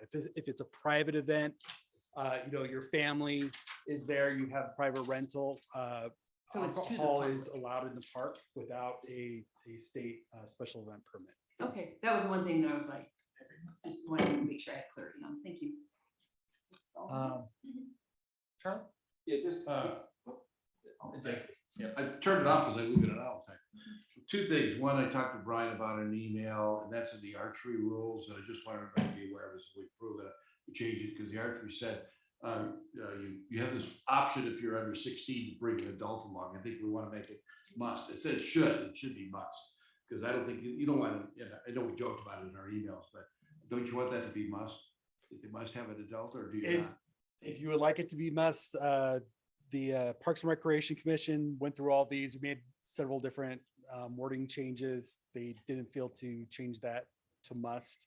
I'm fine with making it must. I don't know that we would necessarily enforce that, but if a young man wants to figure out how to get to South Canyon without having a driver's license, he's probably, responsible enough. I'd hope to utilize the bow and arrow, but he could go there with some of his friends. So I don't know. I just think that it's a safety issue, and maybe, I don't know anything about archery. I don't say so. Maybe it's. I'm happy to make that. The other one I mentioned to Carl is the one on parks. That talks about needing a permit for commercial activities, selling foods and or services in one part, and the other part it says just commercial activity. There should be no commercial activity without a permit. In my view, that would be no commercial activity without a permit, because I think otherwise, probably you're going to get into something going, well, it's not about this, because it's, even though it's commercial, it's not what's the other one? I'm not selling foods or services. I'm selling widgets. I'm selling, dolls at the place. So I think it should be commercial. I think, because I still haven't had a chance with the course of the day, Charlie, to look at it closely. I think I understand if it's okay if somebody gets around to making a motion, it's just that we will relook at that language and make sure that it accomplishes the goal. I don't know how else to word I it. may be wrong. Maybe I'm just overthinking it, but I really am trying to avoid, if it's commercial activity, it's commercial activity. That's what we're trying to permit. That's what we had the conversation about. When you say selling foods and services, as I think about it even more, if I want to go sell, courthouse dolls. Let us like I said, if you guys are inclined to, I understand the issue that you're, and like I said, I just haven't looked at it. So we'll take a look, and it's a ministerial change if we need to make it. So we'll make it before publication. maybe I'm not understanding. I can Okay, because we were quite like, if there's a special event going on and they have vendors selling something, well, the event person running the event has to get a special. That's a different situation. I'm talking about, seriously, and I know I made fun of courthouse dolls, but the way it's worded, I could argue I don't need a permit to sell, that, or sell, toy cars, because it says services or food in one place. The other one says commercial activity. Throw like a product in there, like. Yeah. Good Well, service. just make it commercial activity. Yeah. So, like I said, let me just. I said to Carl. Yeah, I've got it. So we can, before it goes out, Ryan, for publication, let me take a look at that. It's my fault. I didn't get to read the agenda, that part of the packet until this afternoon, so I apologize. All right, thanks. That's all I have. Seeing no more light ups other than Charlie still. Did you want to talk? No. Okay. Our hours on the park, I'm sorry, I was looking through this, I couldn't see, but right now. Extended, yeah, we made it earlier. Okay, what time is the park open in the morning? 6. Okay, and how late is it open until? 10. Okay. Thanks. Changing that from used to be 7. So if somebody's commuting. Line with daylight savings. I'm gonna change it. Well, but when there's a lot of light, there is light beforehand. And I don't mean to, but if somebody's riding their bike through Two Rivers Park, commuting to or from work, and using that bike path or sidewalk, whatever it is, and it's 5:45, are they breaking the rules if they're going through the park? Or what does it mean? The park is open? So like we said before, we needed to set some sort of parameters so we could have some discretion on, hey, you know what, you can't camp here. Can't be camping here. Obviously, throughout the year, light changes. We didn't want to make it dusk till dawn, because that's not going to work in winter time for people commuting through the park to work or back or things like that. Obviously, if someone is jogging through the park, using a park in a purposeful manner in a reasonable hour, obviously we don't care. So prostitute of discretion here. Yeah, exactly. Gotcha. Okay, that's all I had. Is it fair to say that no one who has used it for just recreational purposes has ever been fined or reprimanded? No, we've only had code enforcement usually with camping. Yeah, and Or that's just, illegal it gives us an opportunity to enforce something. I have some questions. Oh, sorry. Carl, I've got a question for you. I was trying to remember, and I was looking at ordinance 2205. It says second reading, but it's actually first reading, isn't it? The agenda says second reading, but Okay, no, I'm sorry, we did renumber it. So this is first reading again. Yeah. Because it's been so long, we just renumbered. That's what I thought. I apologize. No, that's all right. I just want to make sure. Yeah. Because we just killed the other one. So Rather than I would move to approve ordinance 2205 on first reading. Second. Been moved by Counselor Williams, seconded by myself. All those in favor say aye. Aye. I'm sorry, this is an ordinance. We need to take That's public right. comment. That's right. Anybody from the members of the public care to comment? No. Or anybody online? 3 minutes. Who's also in the public? All right, we'll not close public hearing. We'll bring it back for a motion. We have a motion on the table. We bring it back for a vote. Oh, we brought it back for the vote. Yes. Oh, the things are flashing. Let's just push the button. It's unanimous. Okay, Charlie, do you have another motion? Yeah, I'd move to approve resolution 22-10, the park rules and regulations. Any public comment? All right, seeing none, we'll close public comment. Is there a second? Moved by Counselor Williams, second by Counselor Step. All those in favor say aye. Aye. Any opposed? Motion carries unanimously. I move for approval resolution 2022-11, cemetery rules and regulations. Is there anybody from the public that cares to comment? Hearing This none, we'll close. resolution's dead, We'll- 'cause it's seven. Oh, man. Well, I so hope we get through this meeting without that. we'll close public comment and we'll bring it back. Second. Second by Counselor Wusso. Step, Counselor Step, thank you. All those in favor say aye. Aye. Any opposed? Motion carries unanimously. All right, item number 21, Soper's View Project Update and Trail System. Mr. Mayor, I would make a motion to continue number 21. I think this is a longer discussion and it's 9:30 at night. It's not a pressing issue and I'd ask that we continue. Is it, do you need direction? Is it a longer issue? It potentially is with you guys. I think that. Oh, wait, sorry. Commentary there. That's a man that's secured his, that's a man securing his job, right there. Our city attorney is fired. With you guys. Yeah, with you guys. I mean, I think that, the crux of the matter is the funding question, right? And I do think that is potentially longer than a 9:30 at night discussion. It probably should be a little bit earlier in an agenda. I mean, I know Deborah would like me to move this along. Motion. All right, it's been a motion by Tony, seconded by myself. All those. Are we continuing? It needs to be to the final Yes. time. Continue to the next meeting is what your I motion said was. the next meeting. Oh, I missed it. Sorry. Okay, Can sorry. I second the next meeting? I Yeah, missed it. that's You what I'm nominated? seconding. You had not. And I did my second. Which is May 5th. No. April. It's not May. No, the next month. All those in favor say aye. Aye. Aye. Any opposed? Any opposed? April 7th. All right, Yes. motion carries unanimously. Mr. Mayor, just one thing, I forgot to mention council comments. The next council meeting, first one in April, I will be coming in as the meeting starts. I'm in the jury trial in April, so. And I have Oh, this is work session. And I have a preliminary hearing at 1 in Meeker. If it's in person, I may not be there till 5 or 6. Keep it covered. Anything else?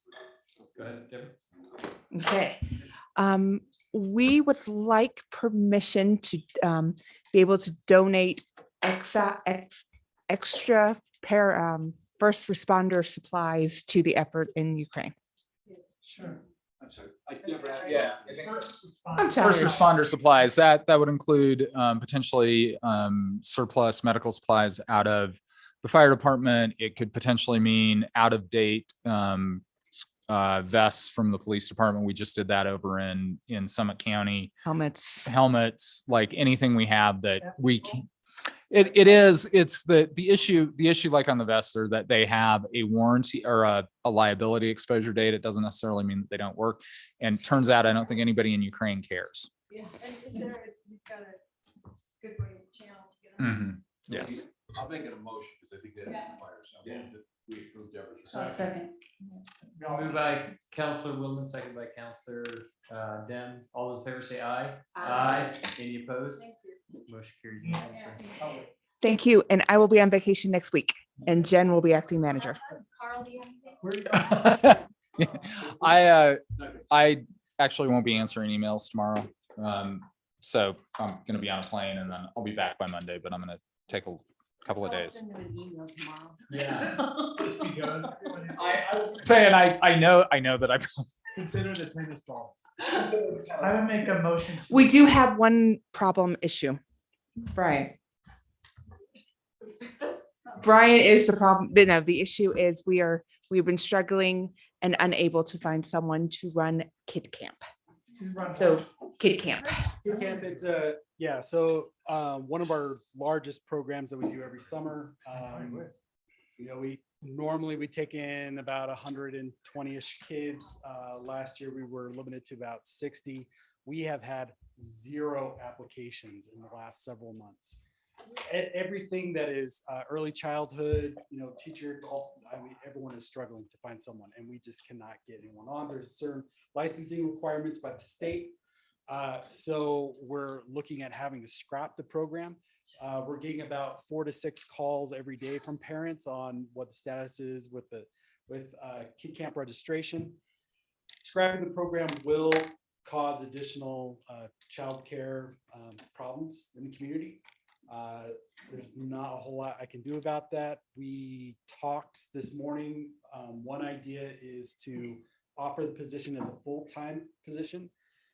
We had some success, better success, I guess, when we did that last summer. Council allowed us to hire for 2 parks maintenance workers and 2 lifeguards when we couldn't get any part-time people on. We did end up filling those positions. I don't know if we'll be able to get, if it will incentivize applications or not. We might still have to scrap the program regardless, but after talking about it this morning, we wanted to propose to council of allowing us to post that as full-time and see what we get. Brian, what's the qualifications? Are they you have to have? Yeah, they have to have, there's, they do have to have a certain educational background with early childhood education, or there's a few other related degrees that can apply to that. And then they just have to go through an application process. It's not that difficult. It's just, it's a phone book of paperwork. So it's a full-time, but it's a temporary position. Well, I would say maybe not, because council has expressed interest in us running potentially childcare options in the future. And we would need this kind of position to do that year round, and it would help us get that off the ground, right? Because we're struggling with that. The position will be, midpoint would be about 60,000 with benefits. You're looking at about 99,000. Just off of kid camp, no, but if we kept it year round and multi-purposed it with other youth programming, at 100% cost recovery, we could cover the position with the. I think it'd be fantastic service to the community if we can pull that off. That's a motion. I agree. And that being said, there's no promises we will be able to get kid camp up and running. Right. If we're not able to fill a position, if we do have to scrap the camp, just a heads up, because the community will probably make their voice heard about it. I wonder too, if like Colorado Mesa University, if there's some educational programs that we could do some, where we're trying to procure some teachers. I'm sure I think that there's a tendency to get up here and we try to problem solve for you. And so often you've already been doing all the things that we already are recommending. But I would say that, this could be an opportunity for someone to run a program and get some really hands-on real experience. Yeah. So do you need a motion? Well, hold on a sec, just real quick. So you're looking for just a full-time center director position, but you're not looking for budget for lead teacher certified childcare workers? I mean, do we need those two as well for this, correct? Or can we I'm just sure do I understand your question. So we have a full-time center director, Yes. right? But do we have lead teacher cert? Will we be able to, do you feel like we'll be able to attract lead teacher, like classroom teacher certified people as well? Or are these just for kids? Oh, in addition. In addition, yeah. Okay, no, so there isn't, they do not need to be, we just need to have one oversight supervisor that has the certification. And the rest can be like high Everyone school else can be kids. junior camp counselors. I mean, Okay. warm bodies that can be responsible. And what would this position do in the off season? So like I said, we have replaced our community programs and events supervisor, who's Tom Schwenk, with Annie, who's now our art supervisor. So we have kind of this gap missing of community programs. So we can have them run community programs and help with the childcare. But it is a new FTE, is a full new FTE that we'd be adding to the budget. Yes. Okay. Yes. Assuming we could possibly hire one, which we don't know if that's true or not. Right. What was the budget for the part-time? I do not know.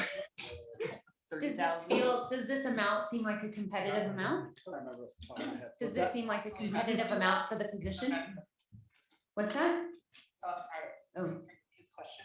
is it, does this seem like a competitive? Yeah. So we would, yes, we looked at where it needed to be in the range and comparables. We looked at a couple other cities. Yeah, it'd be really nice, actually. Yeah, I think it's really just if you guys want us to try to do kid camp and then try to get childcare up and running. This is the only way we can even see it being a possibility, and no promises that it happens. And I think not having kids camp would be Oh, a big loss for the Yeah. community. I mean, it serves a lot of kids, so This we can get it done. What's Yeah. it? Thank you. 60,000 would be So midpoint. we need a motion. Is there help? Do we need a motion? Yeah, we're adding FTE. We do. I would move to do that. and I'll second that. Thank you. I would move to make this a full-time position for the kids camp. Is that the appropriate motion, Carl? Thank you. Another related use. Thank you, Ingrid. And second by Ingrid? Okay. And other related uses. And other related uses. All those in favor say aye. Aye. Any opposed? Motion carries unanimously. Is there a motion to adjourn? Second. All those in favor say aye. Aye. Aye. Any opposed? Deborah or Brian,